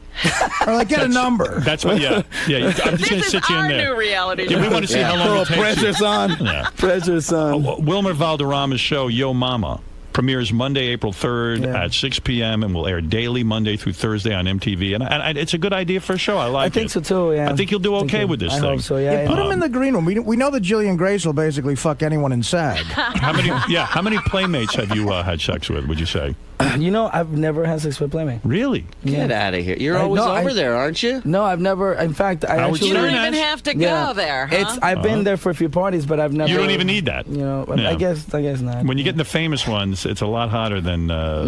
Good for you, man. Hey, may I do like a little shameless plug on the 70s show's final episode for good? It's gonna be in May 18. That's it. The show's over. We're done. Oh. Yeah, we're done. We finished 200 episodes, 8 years. You'll get paid forever for those. For the rest of my life. No, we were fortunate enough to get sold a second round in syndication. I know. Artie, why are you moaning, Artie? Artie just shit himself. First of all, anyway, it's like the sitcom I was on lasted 54 episodes, and they were like, my agent was like, dude, if you get till 80, forget it. You will never have to work again. Right. That's one, and that wasn't even a hit. You get 2 rounds of syndication, plus this dude, he's got to be worth $15 million right now. Wow. Yeah, it's very 15 million. I'd say right now. It's very exciting. Yeah. Nice. It's look. I mean, to be honest, the reason why this show was so special to me in so many levels was because it's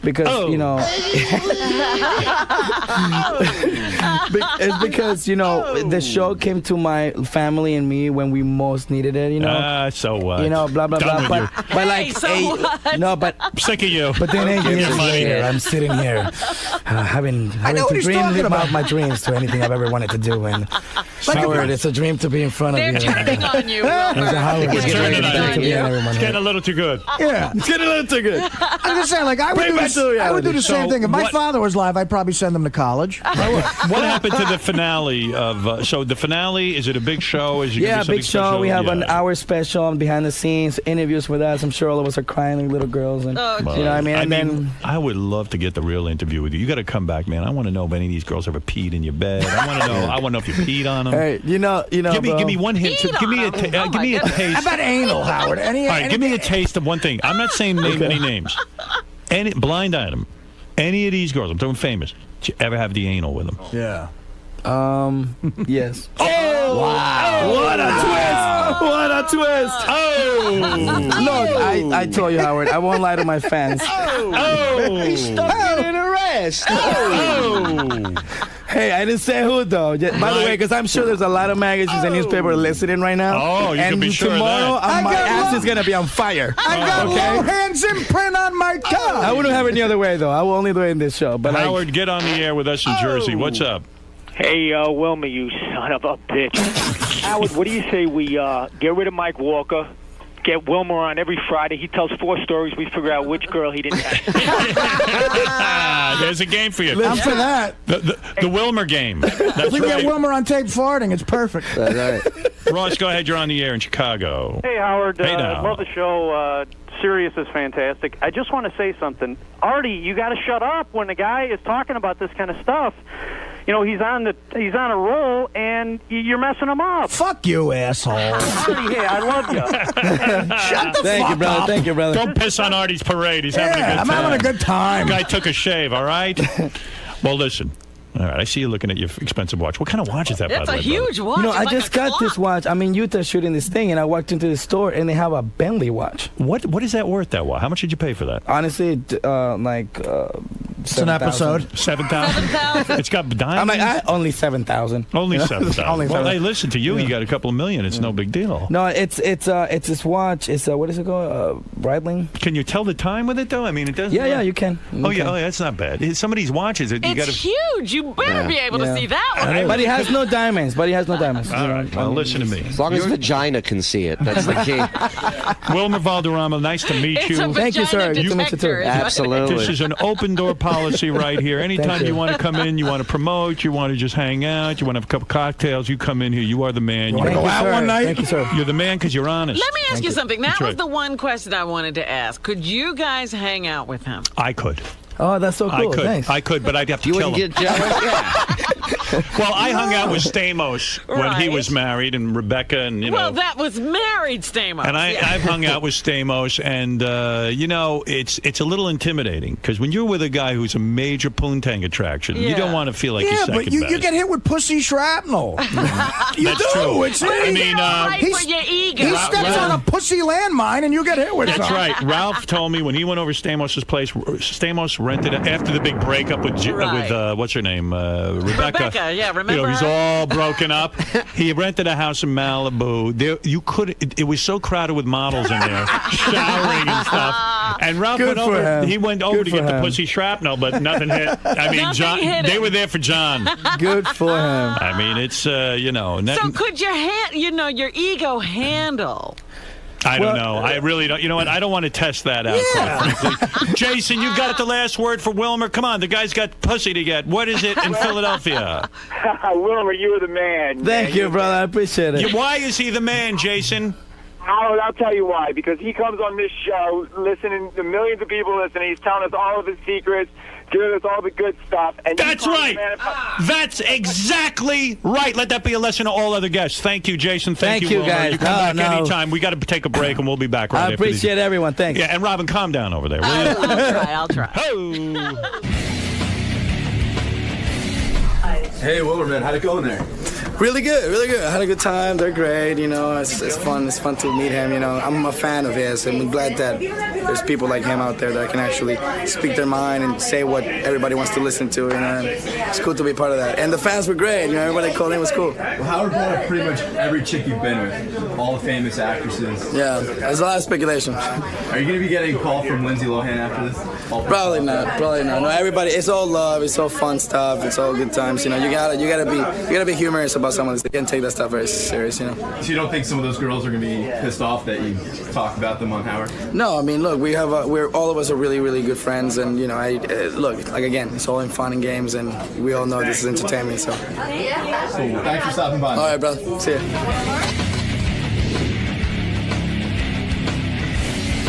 You know, I got on the phone. I have on the phone with us now Krista Miller, who has been authorized by Mandy Moore. Mandy Moore, the actress and Mandy singer, Moore. Yeah. to speak on her behalf about this whole Wilmer Valderrama thing. Why doesn't Mandy speak for herself? Good question, Krista. Hi. Hi. Hey, Krista, before I get into introducing you and telling people all about you, Yeah. Why doesn't Mandy speak for herself, Robin asks. Okay, hi, Robin. Hi there. Because Mandy's young, and I think she would be nervous coming on Howard, although she's a big fan, as is her boyfriend, Zach Braff. First of all, Wilmer Valderrama, who is a guy on the TV show... That 70s show. That 70s show. Yeah. Thank you, Robin. He came on my show and said, among other things, that he took Mandy Moore's virginity, that he popped her cherry. Now, how could this guy... Let me understand this. Wilmer was in here. He seemed like a perfectly rational guy, very sane. Yeah. His claim was, and again, I mean, I don't think it's any big deal that he took her virginity if he did. He claims he dated her for a long time, that she had never been with a man before, you know, in terms of intercourse, and that he was the first. Do you think he's psychotic that he would make up a claim like that? Yeah, well, it didn't happen. I mean, I'm friends with her. She's told me other things. I mean, she's not, you know... What happened then? Well, he... First of all, it absolutely didn't happen, and Zach even called him after. Oh, and what did he say to Zach? He hemmed and hawed and said that he got, his words were twisted. And I'm like, dude, I was listening. He doesn't speak the language all of a sudden. Yeah, that it wasn't, everything kind of got misconstrued. And the thing was is that, you know, Mandy's family knew him. She's young. It was a big deal for someone to lie and say that they took her. So you're claiming that this is a lie, an out-and-out lie. Out-and-out lie. Did he ever have sex with Mandy? No. You mean, I'm talking about, did he ever get He's never oral? had regular sex with Mandy. Oh, but she gave him oral. No, I don't know about oral, but he's not had sex with Mandy. So who took Mandy's virginity? Well, I'm not authorized to say that. You Would have that to. person please step forward? Someone's gonna. Was it Zach? Is that what the story is? Zach took her virginity? No, I don't think that's the story. But see, I can't believe that Wilmer. You think that he would?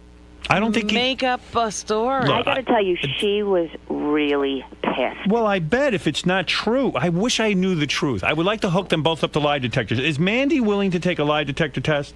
She might be. Really? She's pissed. I want her to just come in. I will be respectful. I will ask her one question. You know what? The person we really should do the lie detector on is Wilmer. Yeah. I'll do it on both. He now made a lot of claims, and I'm wondering about every one of them. Yeah, well, you know... well, Lindsay Lohan has said whatever Wilmer said was true. But and she sort of Jennifer said Love Hewitt said it wasn't. Right. That's true. And even Lohan said it sort of tongue-in-cheek. Right. Like, what did he say? Yeah, I don't think he's as big as a stud as he says he is. I see. I mean, have you seen him? Yes. Yeah. I mean, he seems like a nice-looking guy. Robin thought he was good-looking, right? He's a cute guy. Sure, he's a cute little guy. Wow, you're saying... Now, when Zach confronted him, did he admit that he didn't take Mandy's virginity? Well, you know, I don't want to get in trouble. You're not going to get in trouble. You're just being a spokesperson. But I don't know if he was really tongue-tied and embarrassed and didn't want to be on the phone with Zach. Will Mandy come in and say, will she swear on the Lord Jesus Christ that she did not have intercourse with Wilmer Valderrama? I don't know. I'll have to ask her. She was, when I said to her, because I checked with her, I said, you know, do you mind? I'm going to go and I'm going to defend your honor. Because she's so adorable. And she said, really? Would you? I mean, she's not lying. Wow. I wonder what the real story is here. I don't know, but why would a guy use all those famous names and say things happened that didn't Well, you guys happen? apparently twisted his words, which you didn't. We didn't. I heard the whole... What are you talking about? We don't twist it. Yeah, that's what we're claiming. Would Mandy come in here, undress, and let me give her a full medical examination? Yes, I know she would let you do that.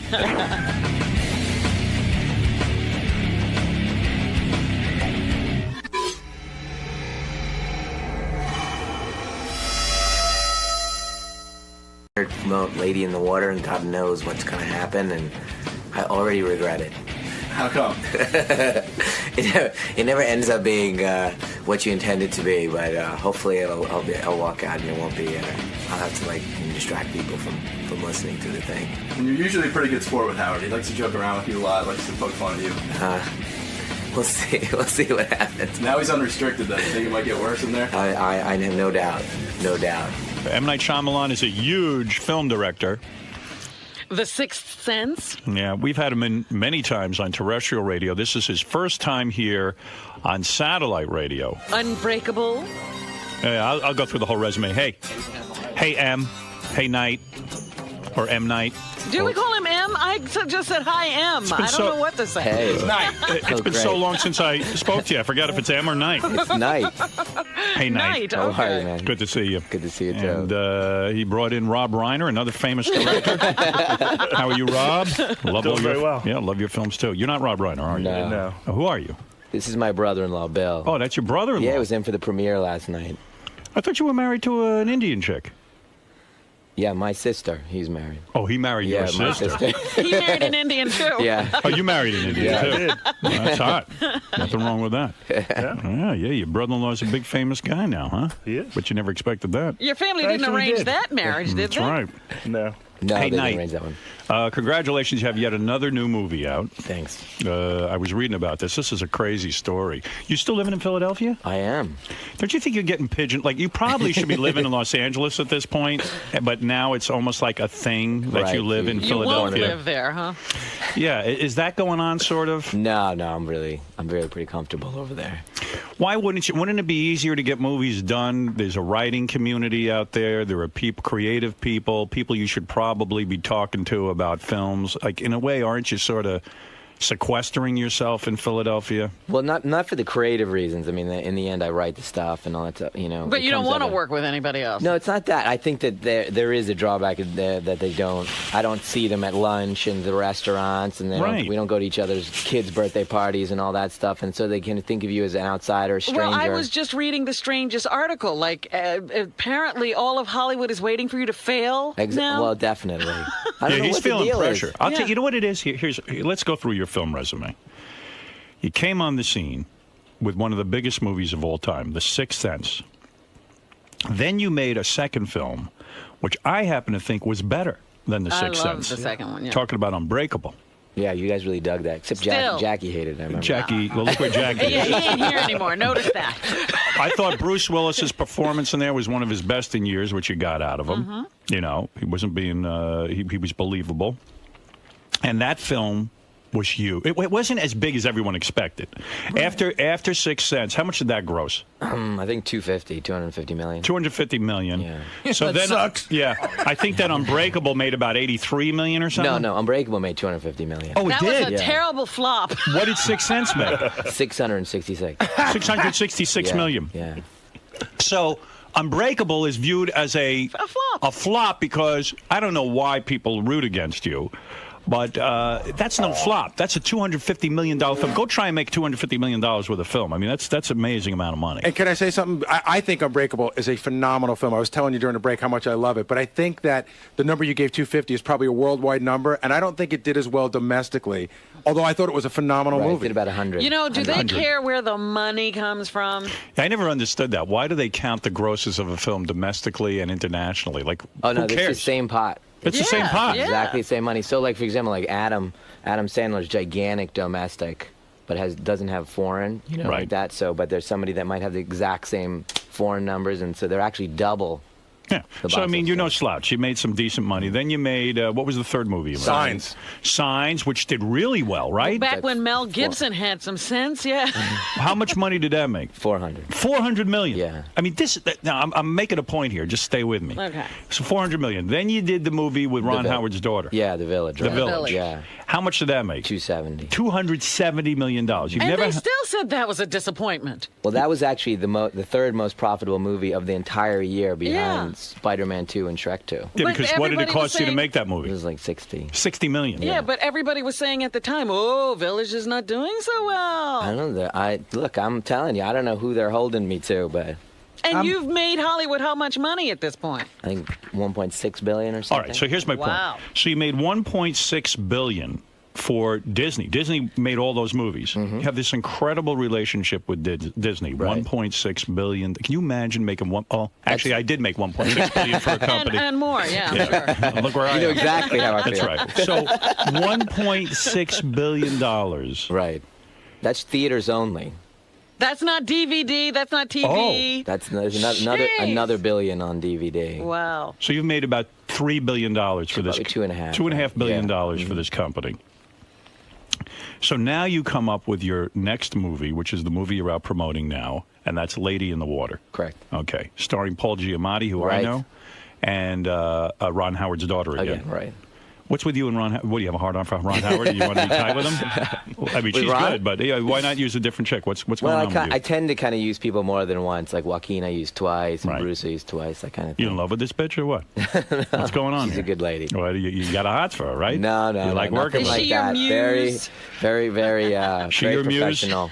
So listen to this story and see if I got this right. Okay, okay, I'll correct you if you got it wrong. All right. So you had an idea based on a story you used to tell your kids. Correct. That there was a lady living in the pool at your house. Right. It was just one of the bedtime stories I told the kids. Which is so bizarre because the story my kids loved the most when they were young is we had Pool Monster.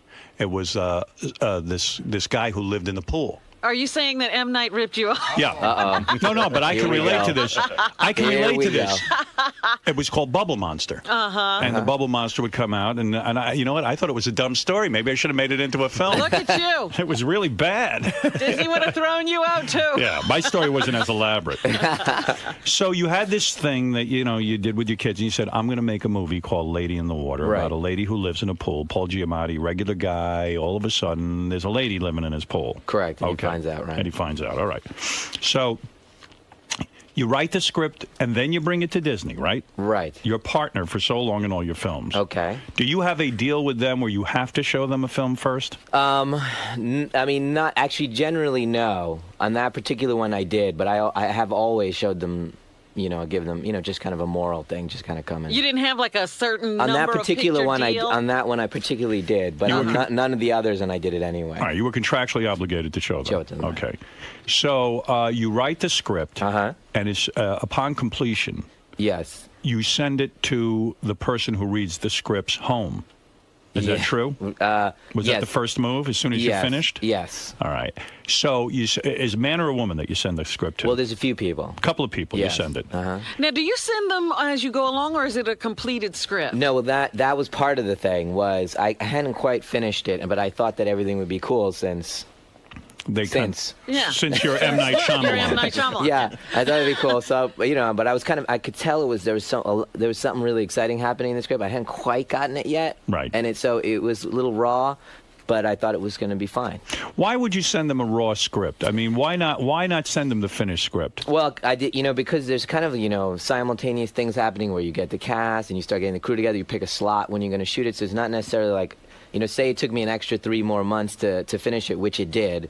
That time we could be spending setting it up, and rather than doing it linearly, we could be a little bit more efficient with it. So it was just that kind of, hey, we're all going to make this, so let's just. For future film writers out there, is it a mistake to send a raw script to anybody? Absolutely. Now you've learned that. Absolutely. Okay. Well, yeah. I mean, the thing was, I think that I didn't realize at the time, that you have to just always just finish it. People don't have the vision to just to see the frame of the house and say it's going to be great. A lot of people can't. Even the people that do it for a living. That's right. Sometimes people don't have vision. Okay. You just finish it. So you send it. Now you started to become upset because when you sent the script over, one of the women who's supposed to read it wouldn't even read it. Okay, well, now you're starting to reference a book that was written about me, Okay. a reporter's version of what happened to me over the last year You're and a saying half. that book is not true? Not that it's not true. It's his take on the events that happened. But wasn't it true that what you felt was they came to you, you had a meeting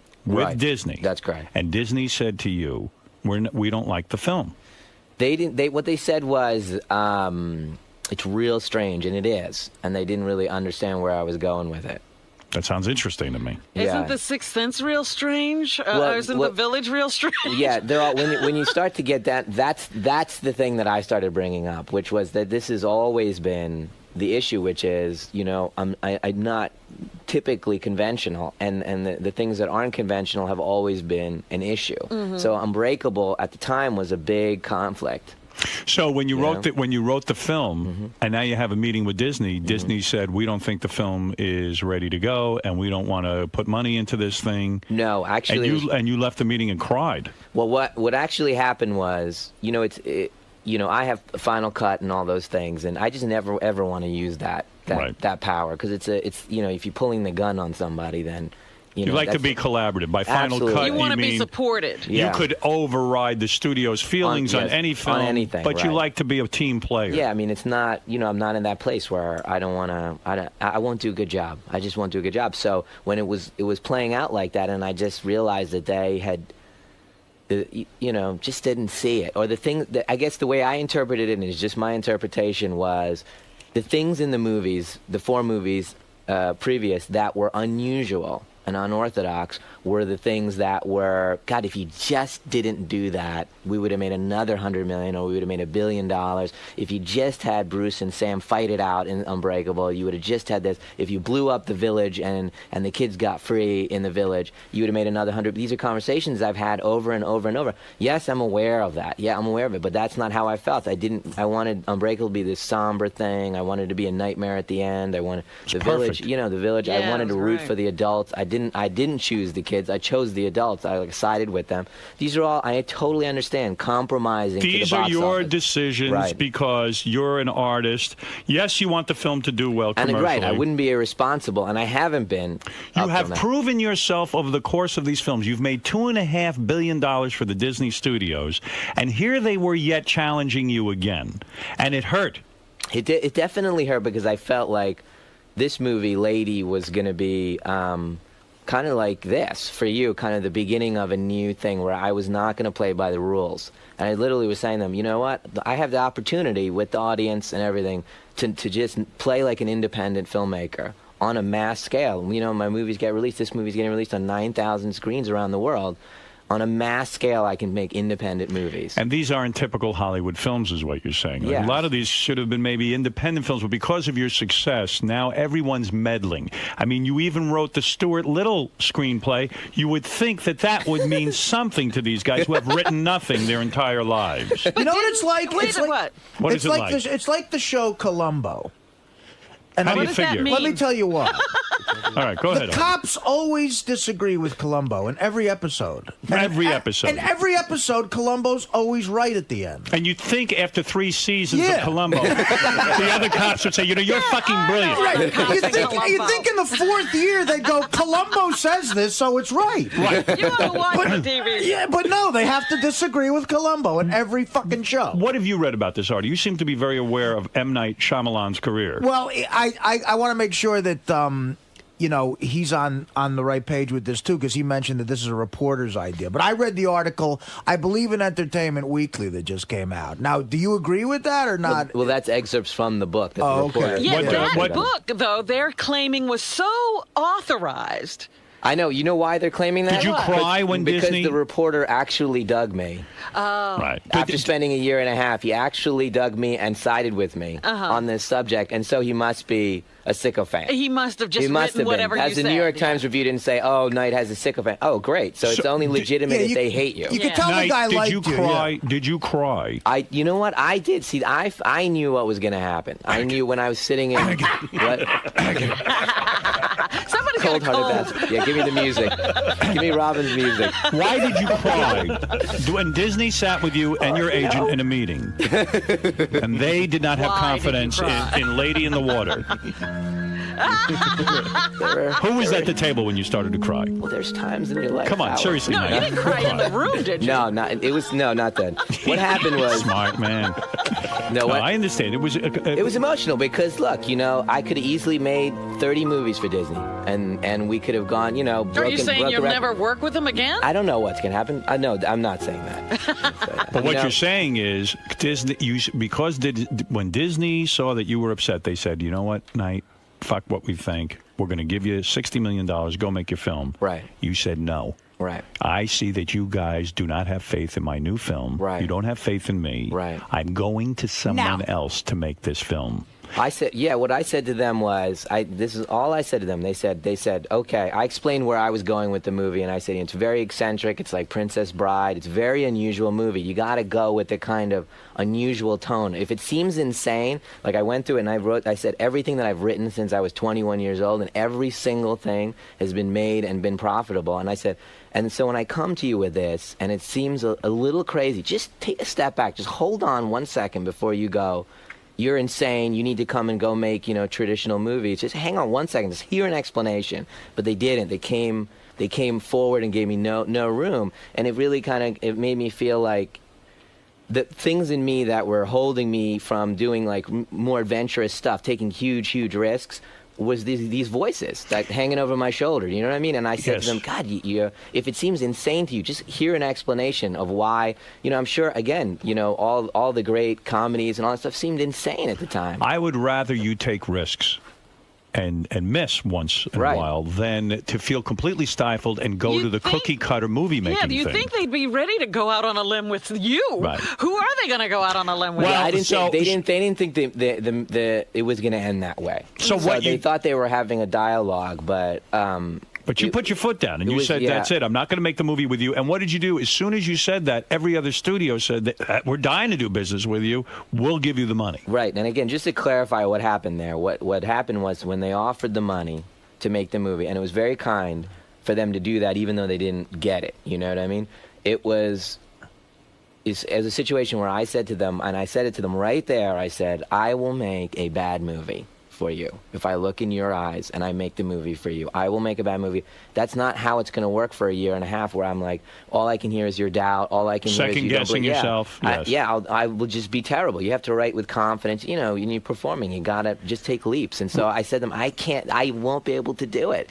If Disney, after that experience with Disney, did you ever consider not making this film? Yes. You did? Yes. You were going to back out?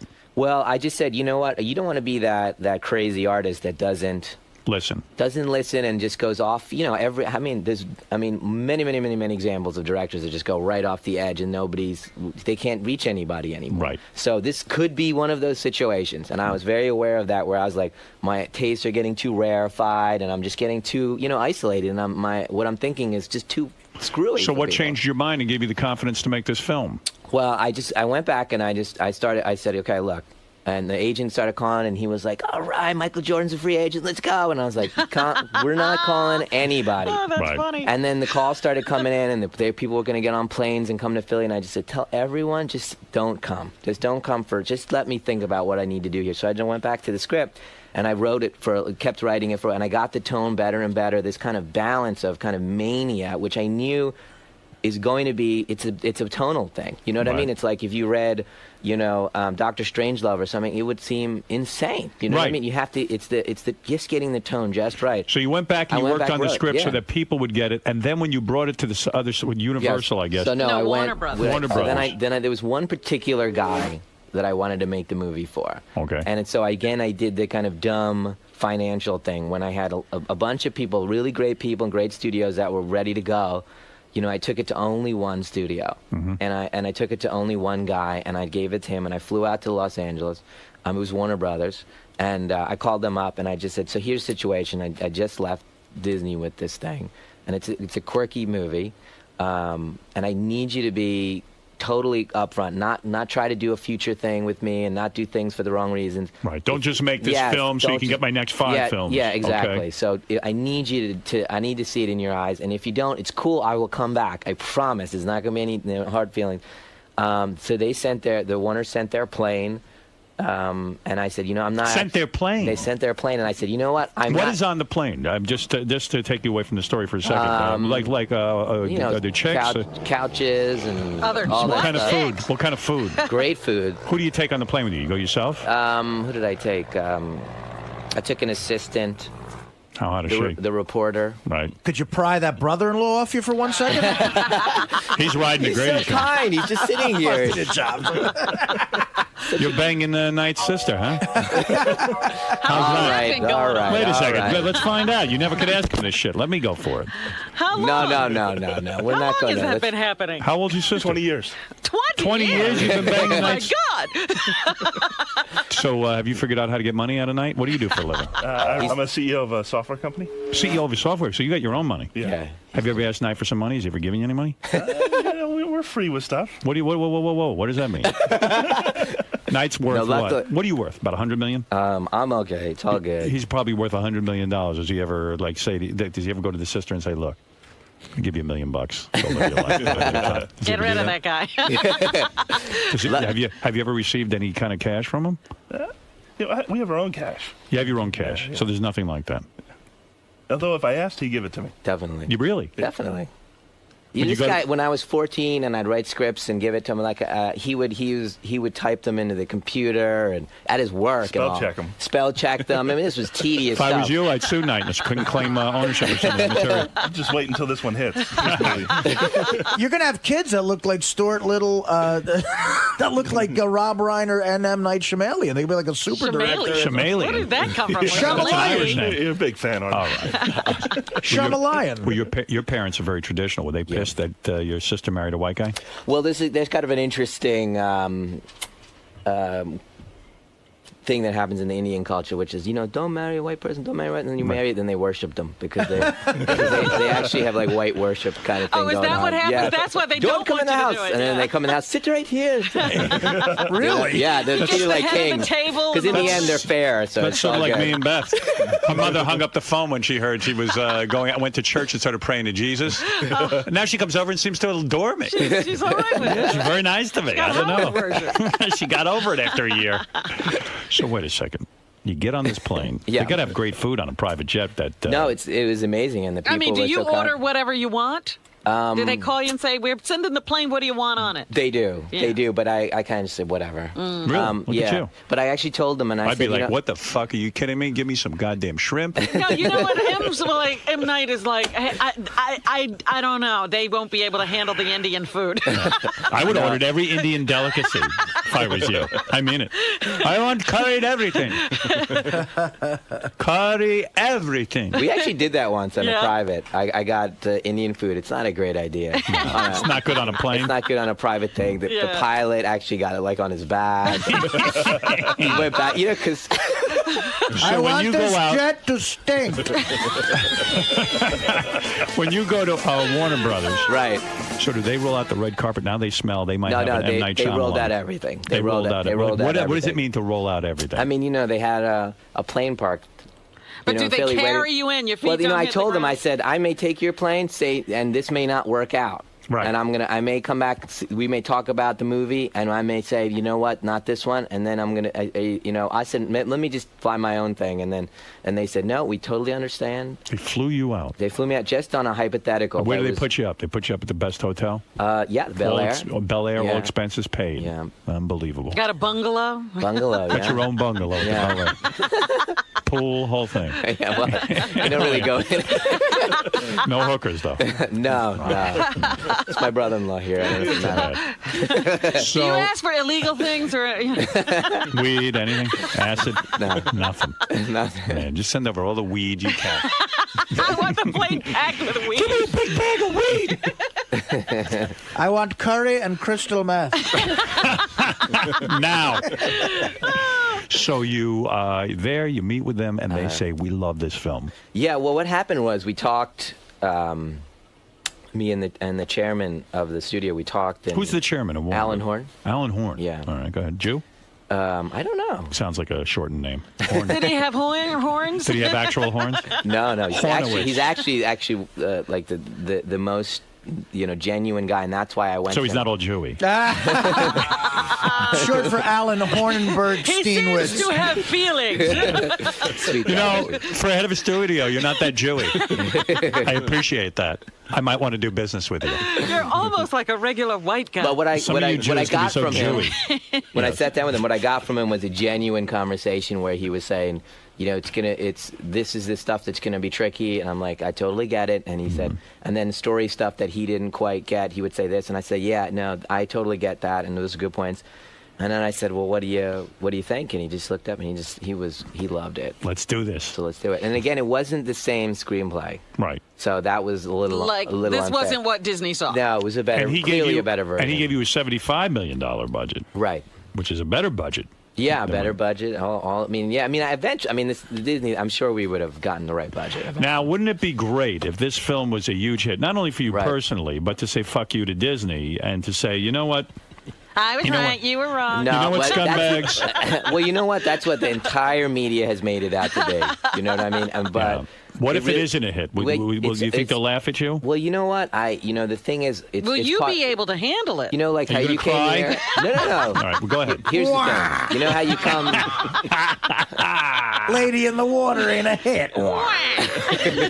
Go ahead. You're saying.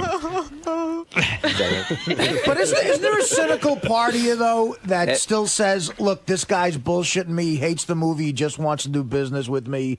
Do you have that part of you that thinks that, or you really believe the guy loved it and gets your whole creative vision and stuff? No, I have a fairly good meter for that. Right. You know, be able to tell when executive bullshit. Yeah, when why they're doing something. Right. Yeah, when they're stroking and stuff. You got to be careful about that. Bottom line, you made your movie. And you got your budget, and you went to work for guys who believed in you. It sounds good. I mean, but there is a lot of pressure. There's been a lot of promotion. It seems like you're getting a lot of support. Oh, it's been fantastic over there. You know what? Why do you think everyone is rooting against you? Do you think it's maybe an ethnic thing because you're Indian? I don't know. Or you live in Philly? What is it? I think a little bit of it is.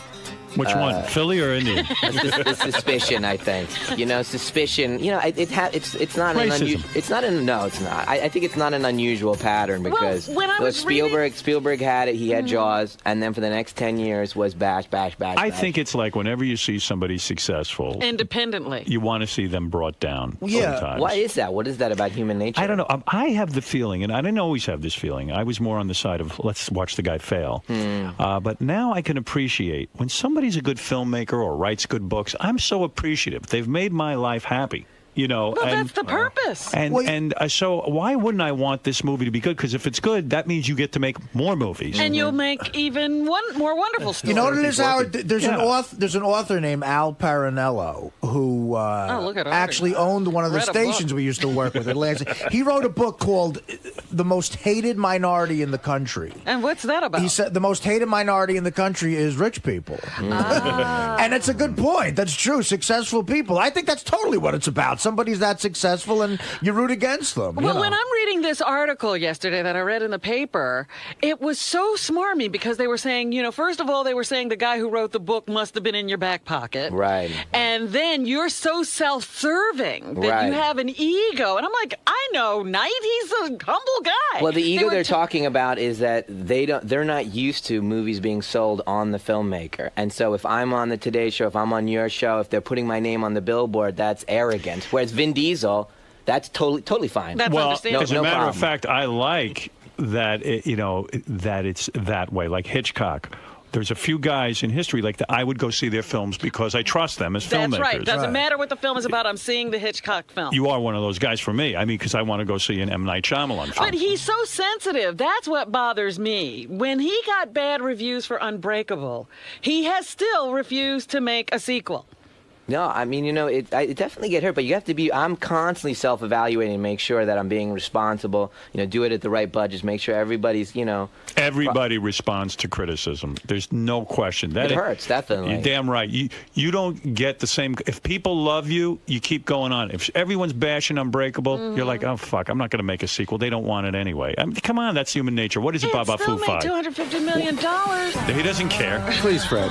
Please. This is serious. Night is big director. One of the things that we were reading was going back to the whole Disney thing. Not love it. I'll wait. All right, go ahead. One of the things they were saying, one of the articles I read about the Disney not being crazy about the movie was that they weren't crazy about the fact that you had written yourself a fairly large part. That was one of the things. Yeah, I mean, it was like they had a list. Oh, really? And you being in it was on the list. Well, yeah, what happens is, look, they're gonna go at me. They're gonna go at me as soon as if I'm acting in it, they're gonna go at me. Critics, it's just a big target. You're in the film? Yeah, I mean, I'm in the film. You make out with a chick in it? No, I'm afraid Why don't not. you give yourself a hot chick? You got to be going berserk, man. Why don't Why do you you say that? You've never seen his wife. You don't know. No, we have seen her. She's gorgeous. She's hot. She stood next to me when he was on. She's gorgeous. His wife's an 11. So Oh, my what? God. There's 11s all over the place. You got to sample them all. You never give yourself a love scene? Would your wife totally freak out if you did that? Yeah, actually, she would. Yeah. She would. Well, yeah, that's because you wrote it. Yes, that's why it would be weird. Like if somebody gave it to you, you had to take the part. Film, right?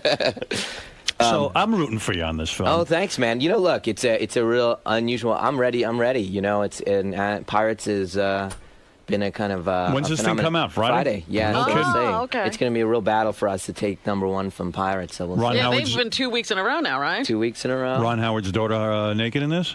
You know what? You actually will be happy. She's Go ahead. very scantily clothed throughout the whole thing. What do you mean by scantily clad? Do we see? You won't see shit, but you see nipple? Anything. You won't see anything. Camel but toe? she's not really dressed that much. No camel toe? No. It's like a wet T-shirt kind of thing. You see nipple? Nothing? Nothing. Wow. Nothing. But you'll feel like you did. Really? Yeah. She's hot, huh? She's cool, yeah. You ever accidentally walk in the dressing room when she was changing? No. Come on. No. Give me some scoop here. No, not at all. You ever think about sometimes a director will fall in love with this star? Do you ever beat off thinking know about what? her? No, you know what's interesting? You never beat off thinking about her. Come on, you got time for you. Do you beat off? You beat off, right? How long you been married? 13 years. 13 years. So you beat off. You're going to say here. You're going to say here that you've never beaten off to Bryce Howard. Daughter? No, you know what? It's a very kind of strange thing. If you've met her, she's very pro. There's not that kind of vibe in the air at all. I mean, it's like a kid, not like a sexual vibe. Yeah, exactly. It's I just, think you're bullshitting me, but no, that's I'm telling okay. you, it's serious. I would tell you. I would tell you. Maybe you beat off to Giamatti. I don't know. Yeah, what's your thing? That would be a problem. No matter what your sexual stance was, that would be an issue. Paul is nobody's type. What are you saying? Oh, come on. Paul's a sweetheart, man. That's Artie talking. Yeah, but whoa, you took the ball and ran with it there, Robin. Now when guys get famous, they get better looking. I don't think that's happened for Paul.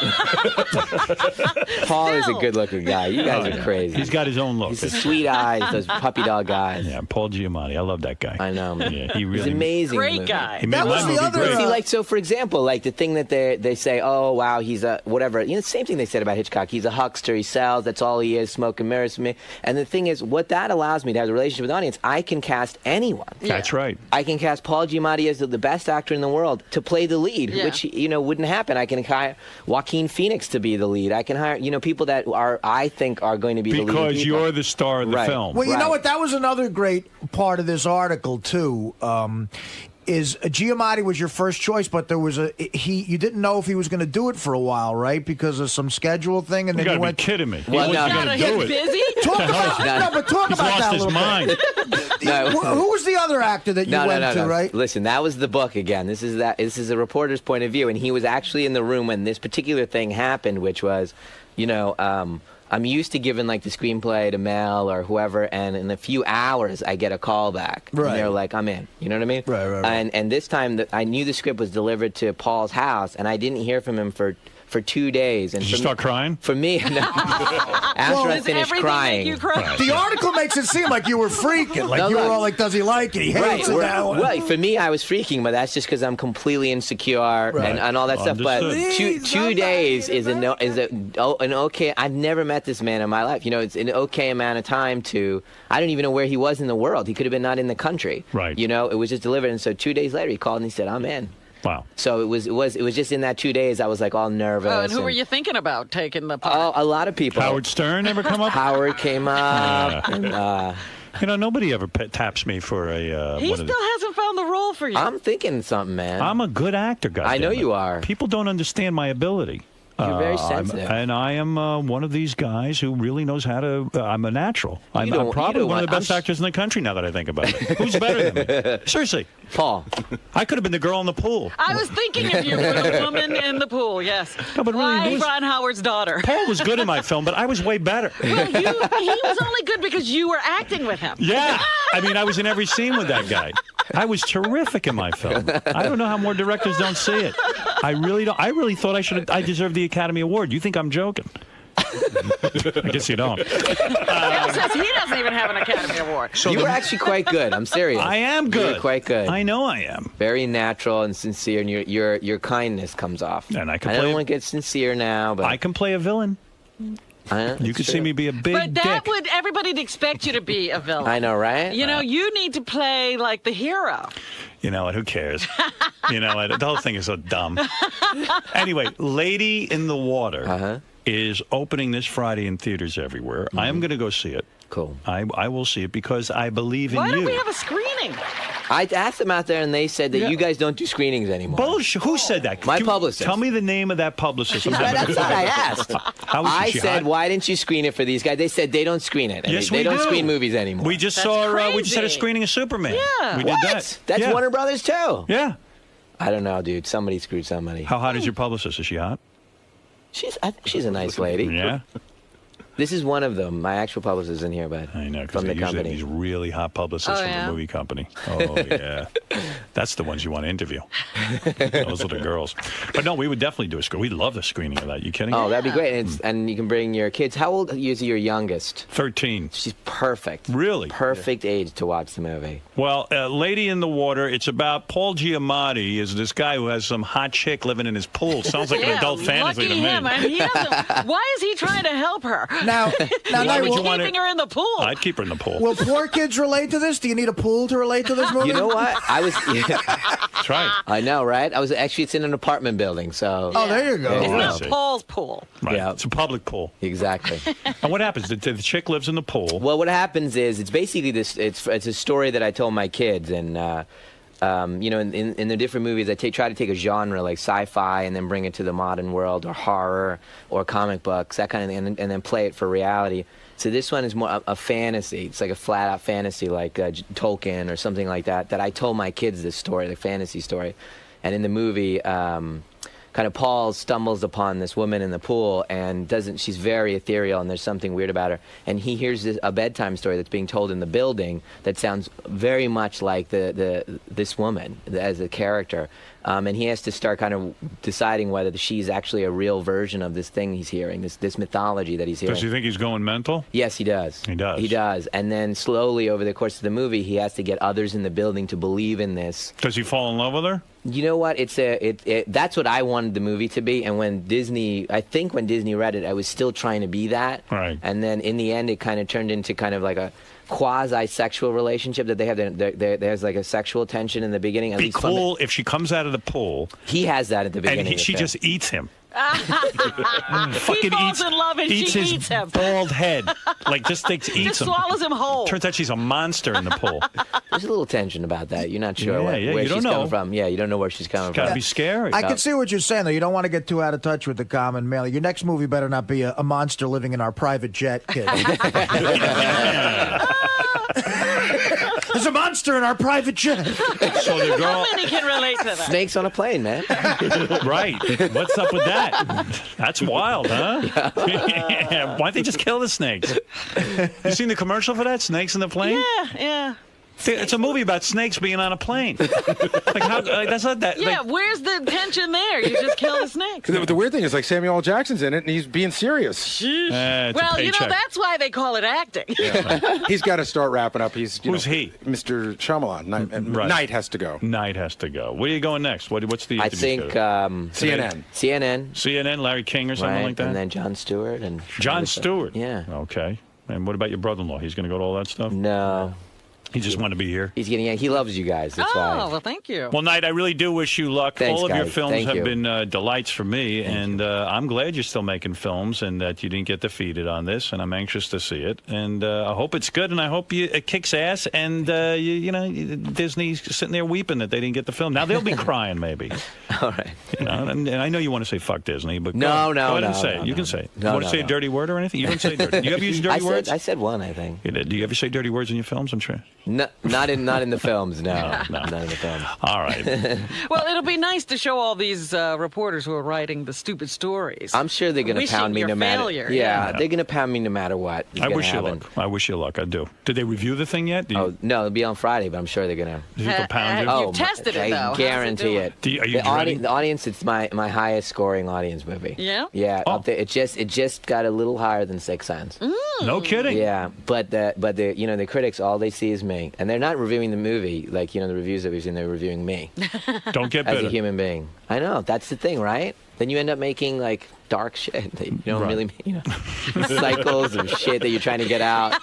Did anyone ever ask you to make like a Spider-Man or a Superman? Yeah, all of those. All of those. Yeah. Well, he turned down directing Harry Potter. Well, I didn't turn that down. I said yes, but I said they have to wait till Unbreakable was finished, and they didn't want to wait at that time. Yeah, and you got asked to do Superman? Yep. What'd you think of the finished product? I haven't seen it yet, actually. I hear it's good. Yeah, it was good. I liked it. It's good. What else did you get asked? X-Men? He would have cast Paul Giamatti as Superman. I don't remember, but I think I did. X-Men? Yeah, I dig that. I dig that series. Yeah, but you won't do that. Like, you want to do your own stories. You know what? I think if I hadn't done Unbreakable, I probably would have done Spider-Man. That would have been cool. That would have been cool. See what you do with that. Yeah, that would have been cool. It would have been weird to see Knight as J. Jonah Jameson. And Knight's got to put himself in those films. That's right, man. But I would love to see Paul Giamatti as Superman. What's the matter, Gary? I wasn't sure if you brought it up or not. What? Did you get the offer to write the sequel to the Indiana Jones movies? Did you guys talk about that yet? I think we talked about it last time. Maybe we did. And you turned it down? Not, again, not you. turn it down. Just I didn't, you know, wasn't right. I don't blame How you. do you make Harrison Ford an action figure at this point? No. It's tricky with all the guys and trying to make it work out. You know, all the players and that. Very diplomatic. You already got your next film in mind? I do. I have a really kind of an interesting kind of sci-fi idea. What's your idea? I can't tell you that. Give me the pitch. Maybe I'll produce it. I can't You're gonna, rain all over his parade again. He'll start crying. I'll start crying, man. Give me the pitch. I'll tell you it sucks. I'll watch you cry. I'll cry, man. Then already you make fun of me. I'll tell that as a Indian musical star. Wow, Howard doesn't like it. The next movie is there's a monster living in the kid's private maids. He did that. That joke was funny. Yeah. A little while ago. Did I go one too more? Satellite, you could. Yeah, a little one too many went there. What about? You see, it's about editing. How about a film called The Seventh Sense? That's just a thought I had. What do you think? All right, thanks, guys. M. Night, thank you. And I don't know your brother-in-law's name. Bill. All Bill right. Loftus. Bill, good to meet you, and we'll be back right after these words. Pretty legitimate interview. It was actually straight. That was the straightest one. The 5th time I've been on, that was the straightest one. You really got Satellites tamed him, man. You know. You really got to vent about Disney though in there. Do you feel as though I didn't vent. He was venting for me. But do you feel as though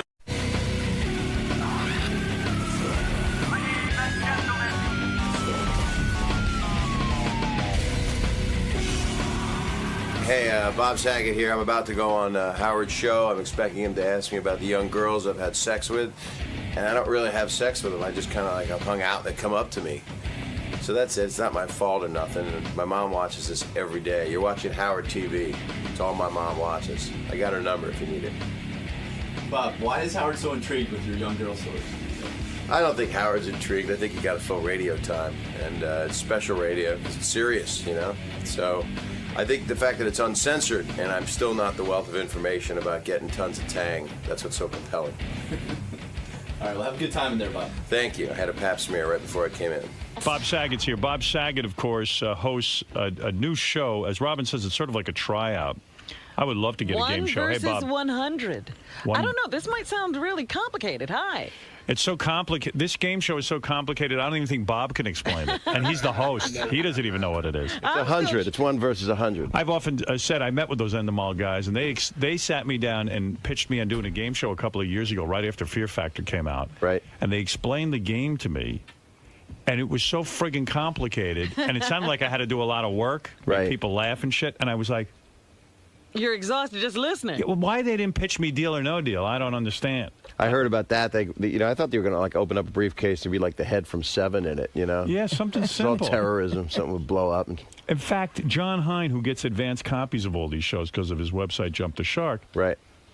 He says he watched the show and he says he doesn't quite understand how to explain it to me what the show is. So you got to figure out a way to tell the public. Now, this is a problem What when this is. you're going to have trouble explaining what I tried last night. I was on Conan last night, and he said, "Can you explain it?" And I thought about it, and I said, "No." But it's like you did the special Hollywood Squares thing. Yeah. It's kind of like that, but 100 of them.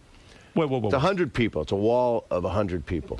100 people are on a wall. And they're not like bolted to it. Right, but it's they're like a crucified. thing. They're Velcroed. Right. Are they celebrities? No. They're like Regular Ken Jennings, the winner of Jeopardy, and some guys, millionaire winners, and then some soccer moms and some TNA. They got the girls from Deal or No Deal, some of those girls. Okay. And then some debutantes, and then teenage girls, which I stayed after for. Right. And you are the host. Yes. And I see this wall of 100 people, and what does the contestant How do you even introduce everybody in a half hour? I don't give a shit about that. And then I could say I pick on one guy by mistake. Nobody tells me, don't talk to number 31. Right. I talk to number 31, and I swear to God, he goes, "Hello, Bob. How are you?" He's got a pool cleaner for his throat. kazoo? Yeah, and he a goes, pool cleaner in his throat? Yeah, he can clean the pool. He's got a skimmer for a neck. And he goes, "I just want to say something about all the cancer survivors." And I'm like, oh fuck, I can't put this on the air. And everybody's eyes glaze over. And I can hear over the essay, nobody told Bob not to talk to 31. And he's a nice guy, and he's a biker. This is when you're shooting the pilot. Yeah. All right. So we did 5 of them, and it's one. Are there person. 100 different people each episode in the wall? Yeah. Oh wow. They call it the mob. So these are these catchphrases that I got to do. Right. And you. Let's go over to the mob. Yeah. No. Or do you Are want? you upset that you're doing this? I mean, in a way. No, because it was an inner battle. Because at first they said, "No, we want you to be you. We know you're irreverent. Everybody knows it. Let's split the difference between what you did when you did the video thing and you were scripted and you weren't funny." Right. I said, "Oh, good. I like good. that show. It was nice. Yep. People got hit in the nuts. Tom Bergeron's a nice guy. Right. And then they said, and then you can do what you. I said, well, my stand-up's like dirty, and I say what I want. And they went, no, you can't really do that. It's prime time. But Let's be here's realistic. 5 1-hours on NBC after Deal or No Deal, and there's no script. So I said, that sounds attractive. And I figured I'd take a bullet on 1 or 2 creatively to try to explain the game. And here I am trying to explain the game. Why not just play the game? You mean you spend the first 2 episodes explaining the game? Not really. It's not as difficult. Just play All it the is game. is Don't even explain it. Just get somebody on the I phone. agree. Jump in. Make it look like it's the 40th episode. That's right. That's what we try to do. So I'll try to do it real quick. Okay. It's 1 person versus 100. That's Right. it. That's it. No, well, it's like And millionaire. let's- It's millionaire meets You Bet Your Life. That's how I look at it. All right, so I come on, I'm a contestant, and I say, you ask me a question. 3 questions. Pick one question, 3 answers. And you go up against one of the people. Now, who's why would Halle I- Berry's first boyfriend? But why A, would B, I or pick C? the Jeopardy expert? I don't want to go against him. No, but if you want to get the person wants to get their money up as high as they can, you can go up to $1 million, and the Oh, so the questions are harder worth the more per- money. I see. So say you get up to like 300 grand, and you're the contestant, you're the one person next to me. You can say I'm out. I'm out now. But if you lose, if you get a question wrong, whoever didn't get crap wrong, the people split what you won. See, That's where you're losing. You're losing me. So What- if you go there's ahead. 30 people, they get to There's 100 people. It could be down to No, 30. right, yeah. If they're 30, If it's down to 30, they'll split whatever. 300,000. Or, Do you like or being a game show host? 1,000. Are you happy about this? Do you like it? I don't know yet. I No. enjoyed the third one and fourth one. I enjoyed it. Actually enjoyed it. All right, because for Howie Mandel, this was a godsend. I mean, now Correct. Howie's all over Well, the I called place. Howie after I did this thing. Yeah. And said, what should I, what do you think? And he said, don't touch me. Right. Hey, Howard. Don't touch my hands. It's funny because I was talking to Bob in the green room, and he said something that I thought was interesting. He said that they came to him, and he wasn't really interested in doing a game show. Right. He says, then you have that meeting where your agent, the network sits you down, and they back a truck up. Right. You got a lot of money for this. Well, they do. Nice. That's there. They can't help it. They pay a lot of money because they need a guy who's good on television, has name recognition, someone who doesn't offend the people. You come up there. That's why I'll probably never get a game show. No one wants to. You could do anything you wanted to. I can't. I offend you are too many doing. people. You know what? No, you don't. You're I doing offend the people. People who see me. What do the people know? People are offended. I was going to say, Bob does a really dirty act. He doesn't know I'm what But he does it in a comedy club. But it's my different. No, I'm doing it in like colleges and theaters and saying fuck every 10 seconds. Why are you saying fuck every time? You got that Full House image. Right. What Why are you are you crazy? acting with that? You're gonna screw What have that you up? done? Yeah. What are you doing in your career? I think it's great. Isn't it true you once I'm having directed a lot of Artie fun. Lang in a movie? Artie Lang's brilliant at that. That's right. Actually, I ran into Bob Simons the other day, who produced Dirty Work, and people wanted the R-rated cut. He actually said you guys should have that R-rated cut because that's all I wanted to do. That was a great script, the R-rated script. How come I only see your eyes? That's on purpose. Years ago, I was on the radio. I was Rick Dees was the host in L.A., and he was behind like glass and stuff. All I saw was an eye. Well, it's enough. With Rick Dees, you don't want to see it because he's so pulled back. I don't even think if you saw him, you thought it was the Joker from Batman. So tell me what's going on with your personal life. You got the divorce. That's 9 years ago. That's 9 years ago. And that's going good. She's very happy, and she's. She remarried? No, I got a boyfriend. Boyfriend. The for kids many are years. okay. Kids are good. I got my 19-year-old daughter who goes to school out here. Right. Saw her last night. Where'd she go? NYU or something? I can't say it on the air. You don't like to talk about where No, your she's daughter is. homeschooled. I see. and then I got the 16 about to turn 17 and the 13. Wow, about that's to be right. So 14. when we shot the movie 9 years ago, you had just gotten divorced. That's right. I met your kids, Yeah. came up to My Toronto. divorce papers were in the safe at the Are Four your kids? Seasons. Are your daughters hot? They look like they were going to be hot. Excuse me? Artie wants to know if he can go out with your When older I kids. met his That's what I want to daughters- see, Artie's fat met his ass when I daughter- walk in I my met house. his He's off daughters. heroin, by the way, so he can go Is out. that Yes, true? it is true. All I right, met you're his in. daughters 9 years ago, and without being creepy, like at 7 or 8, they look like they're going to be hot. Like, Oh, They're the way, gorgeous girls, but the way Hotter than the Alyssa, Olsen twins? the way Alyssa Milano looked like she would be hot on Who's the Boss. You can't tell. See, the thing is, Like, you are they always hot? Artie's being honest. You can't tell if someone's going to grow up hot. Are they hot? Well, when they were about 6, we had implants put in all of them. Nice. Because you don't know. You never know. But about him, you know him personally. Yeah. He is like the opposite of a guy that would hit on a girl. Artie doesn't hit on girls. Just Doesn't- low and self-esteem. That's he's right. so cute and so sweet with them, and that gives them like no wood. How long did you wait? Now that it's 9 years past, Bob, how long did you wait between your divorce and the first time you banged a new chick? Be honest. A year. Is that true? About 8 months. 8 months. I don't believe you. Oh, you mean the cheating? Yeah. Did you cheat? But as a new Was chick, it a weird time? Well, when- were you? I remember going through this and being on your show. Right. And you were in the basement on the internet. That's right. And did you? Were you done? Were you gone from Allison before you ever went near? Yeah. We were separated, and then I began to date. Me too. Right. Is that what you did? Yeah. Well, that's what he's going to say. That's what I did. He you did separated that? his wife, didn't Yeah, he? we separated, and that, then it was appropriate. We got right into it. That's what I did. I jumped right in. Well, here's what happened. I actually rented a house in Malibu, and then like halfway into the Malibu thing, I had a couple dates. And it was a bad time. I was with my kids just on weekends. Right. And I was at the ocean. You think it was great. You're watching sea life and all the porpoises are out there fucking. And I'm in my room looking out at it. Right. And I'm waiting for something. I met some girl and it wasn't right. We had sex and then she emailed me, I'm not drinking this month in case I got pregnant. Wow. And I'm you got like, a good one. Did you wear a rubber? What? Did you wear a rubber? Well, not where I was going, but the thing is, What do you mean? how are you going to get pregnant how we were doing it? Nah, that's mean. What were you doing? You were in her ass? What? You were in her ass? I don't remember. Honestly, was that true? Mouth. Mouth. Is a fart just an ass queef? Is that all that is? Hey, in other words, you got a blowjob. You got a Laugh at a wet blowjob. fart. You got a blowjob down in Malibu, and and she thought you could get pregnant. No, be honest with me. But she spit it into her. No, what happened? I mean, did you really go in bareback? I mean, that was kind of. I had a problem. Artie remembers back in the day with me, right? No, I know. What's your problem? Well, it's funny. When we were shooting the movie, he was single. He had just gone through. But by the time the movie came out, the next year, you were dating some 22-year-old chick. Remember that hot chick? Dated her, with yeah. big She was very tits? nice, yeah. She was It's cool. a nice way to talk about her. No, she was hot. She was a very nice girl. He had a 22-year-old. Are you kidding? Are you dating someone now half your age, right? I'm dating, but how can you not be half my age? I'm 50. Right. I'm dating a 50-year-old woman, and I love it. How old? You don't hear that a lot. Robin, is that horrible? That's horrible. That was isn't it? horrible. Well, I meet a 50-year-old woman, but they're married, the ones that I like. How old is the one you're dating now? It's half your age plus 7. I didn't even carry the one. She's 26. 26. Now, how long have you been seeing this broad? This broad, I guess 4 to 5 months. No kidding. In a hummingbird's life, that's like. What do you end up breaking up with them, or do they break up with you? You know, the last girlfriend I had was 2 years or 3 years ago, and she broke up with me because she said she wanted to go to the next level, and I said that's divorce. You skip right to divorce. I skip all the steps. So you're really in demand. I understand when you go around to these college campuses and you do these appearances, women even give you their phone numbers. This is like. I'm shocked. You can get college girls. Me?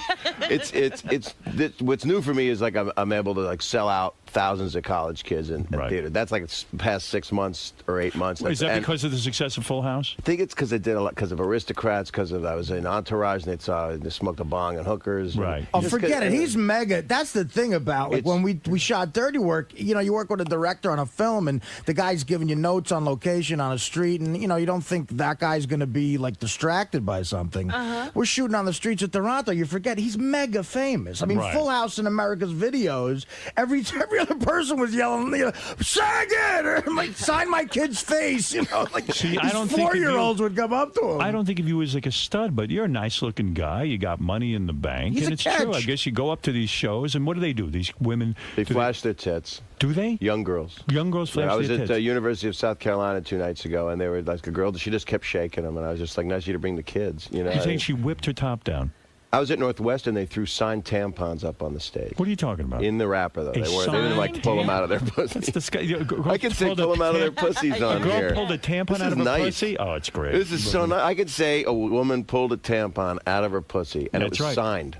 It was The signed. punchline doesn't even have to be clean. The punchline can be clean. A woman, several women all had the same idea to write their numbers. For their cell numbers on unused tampons in a wrapper. And they like hit the stage. Why a tampon? Because that's dirty. I'm supposed to be dirty. So they thought, yeah, it's sexy, right? Are you very dirty now on stage? Is that what's going on? I've always been, but I think I just talk a lot about the normal shit. What do you girls, talk about? Sex? No, it's stupid jokes. Like a girl, I talk about sex a little, but it's just jokes. What are you saying? Women come up to me and say, "I grew up watching you," and I go, "Good." Now you're gonna go down watching me. Jokes. Yeah, jokes. Oh, forget it. He's filthy. Like he directs you in a movie. He'll come up to you and go, "Okay, do that again." Yeah, but that was you. But no, it was with everybody. Like, No. do that again a little less. By the way, I love your tits. Can I titty fuck you anyway? Well, I'm directing Artie. Interesting. Well, you're directing Artie. I go up to Norm Macdonald and I go, Norm, try to, look like you like her a little bit. Right. That's it. About the female lead. He's trying And to then get I go up to emotion. Artie and I go, and then he's like, just throwing him away. Oh, you're doing great. By the way, I want to fuck you in the ass. And action. Yeah, Jesus. It's just for Artie. Well, wait a second. Did it change your performance at all? No. So you're banging girls the age of the Olsen twins? No, that's the weird thing is I don't always bang. But people say bang, and I'm not always. Maybe I'll flirt, or sometimes if somebody sees you in a bar and you've had a couple drinks, because I'm not done drinking yet, right? And you're making out. If you kiss somebody or somebody kisses you, which is gross sometimes, right? If you do that, especially Yes. if the breath is young and rancid and drunk and Right. evil and Yes. like a crow on. Yes. Oh, it's awful. Well, you never have this happen because you don't go out that much. I don't go and out you're that in much. love with Beth. 6.5 years we're going on. That's unbelievable. Yeah, 6.5 years. May I ask how old she is now? She's 34. She's getting too old for me. Yeah, Jesus. I haven't even met a woman that old. Really?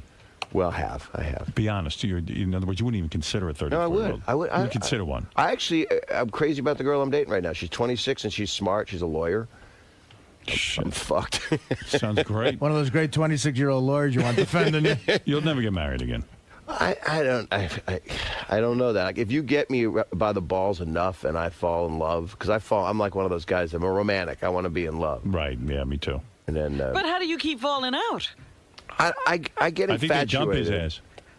Well, the last one did dump my ass. The other one was kind of a mutual, is enough of this already. Right. I don't want to have a heart attack. You know who's having the big party is your co-star from Full House. Stamos is That's some been an operator. ongoing party. I But think. he's a guy now. He's better looking now than he was then. Right. Because he gets better looking. He's one of my best friends. Have you hung out with him in a sexual way? I don't mean that you What do two you had mean? sex, Like but the have you two of seen them him in in bed? action? Have you ever gone to his house in Malibu when he has all the models Yeah, over? I've been out at that thing, but I always end up having my daughters there as cock blockers because Why? because it's the weekend. Why would you take your daughters to a John Stamos party? Well, because they have hot friends. Now, you mentioned like the Olsen twins. Would you bang one of your daughters, your older daughter's friends? I'm glad you had friends at the end of that sentence. Yeah, right. Or would you bang your older daughter? We're in that world now. Would you Why bang am your I- older daughter? No, but my middle one's looking good. Right. No, would you ever like When date if the daughter's friends? Never. Never, you never would do I've that. seen that happen. We know a couple people that have That's dated. true. Bob Simmel. Bob Schimmel's, Schimmel. daughter. Simmel. Yeah, all the normal people. Simple. Why am I am so, having met his kids 9 years ago, I am so obsessed with what they look like. I'm They're- sorry to say that. I really feel awful There about any that. pictures on the internet? Yeah, well, Have let you me closeted Google- everything this much? No, I'm just Don't saying. you, honestly, do you ever go on a date, Artie? Do you ever go? Yeah, what do you mean go on a date? When did you? Have you ever met a girl like at one of your shows and go Dated her? Date, gone to dinner Not with well, the intention of at a show?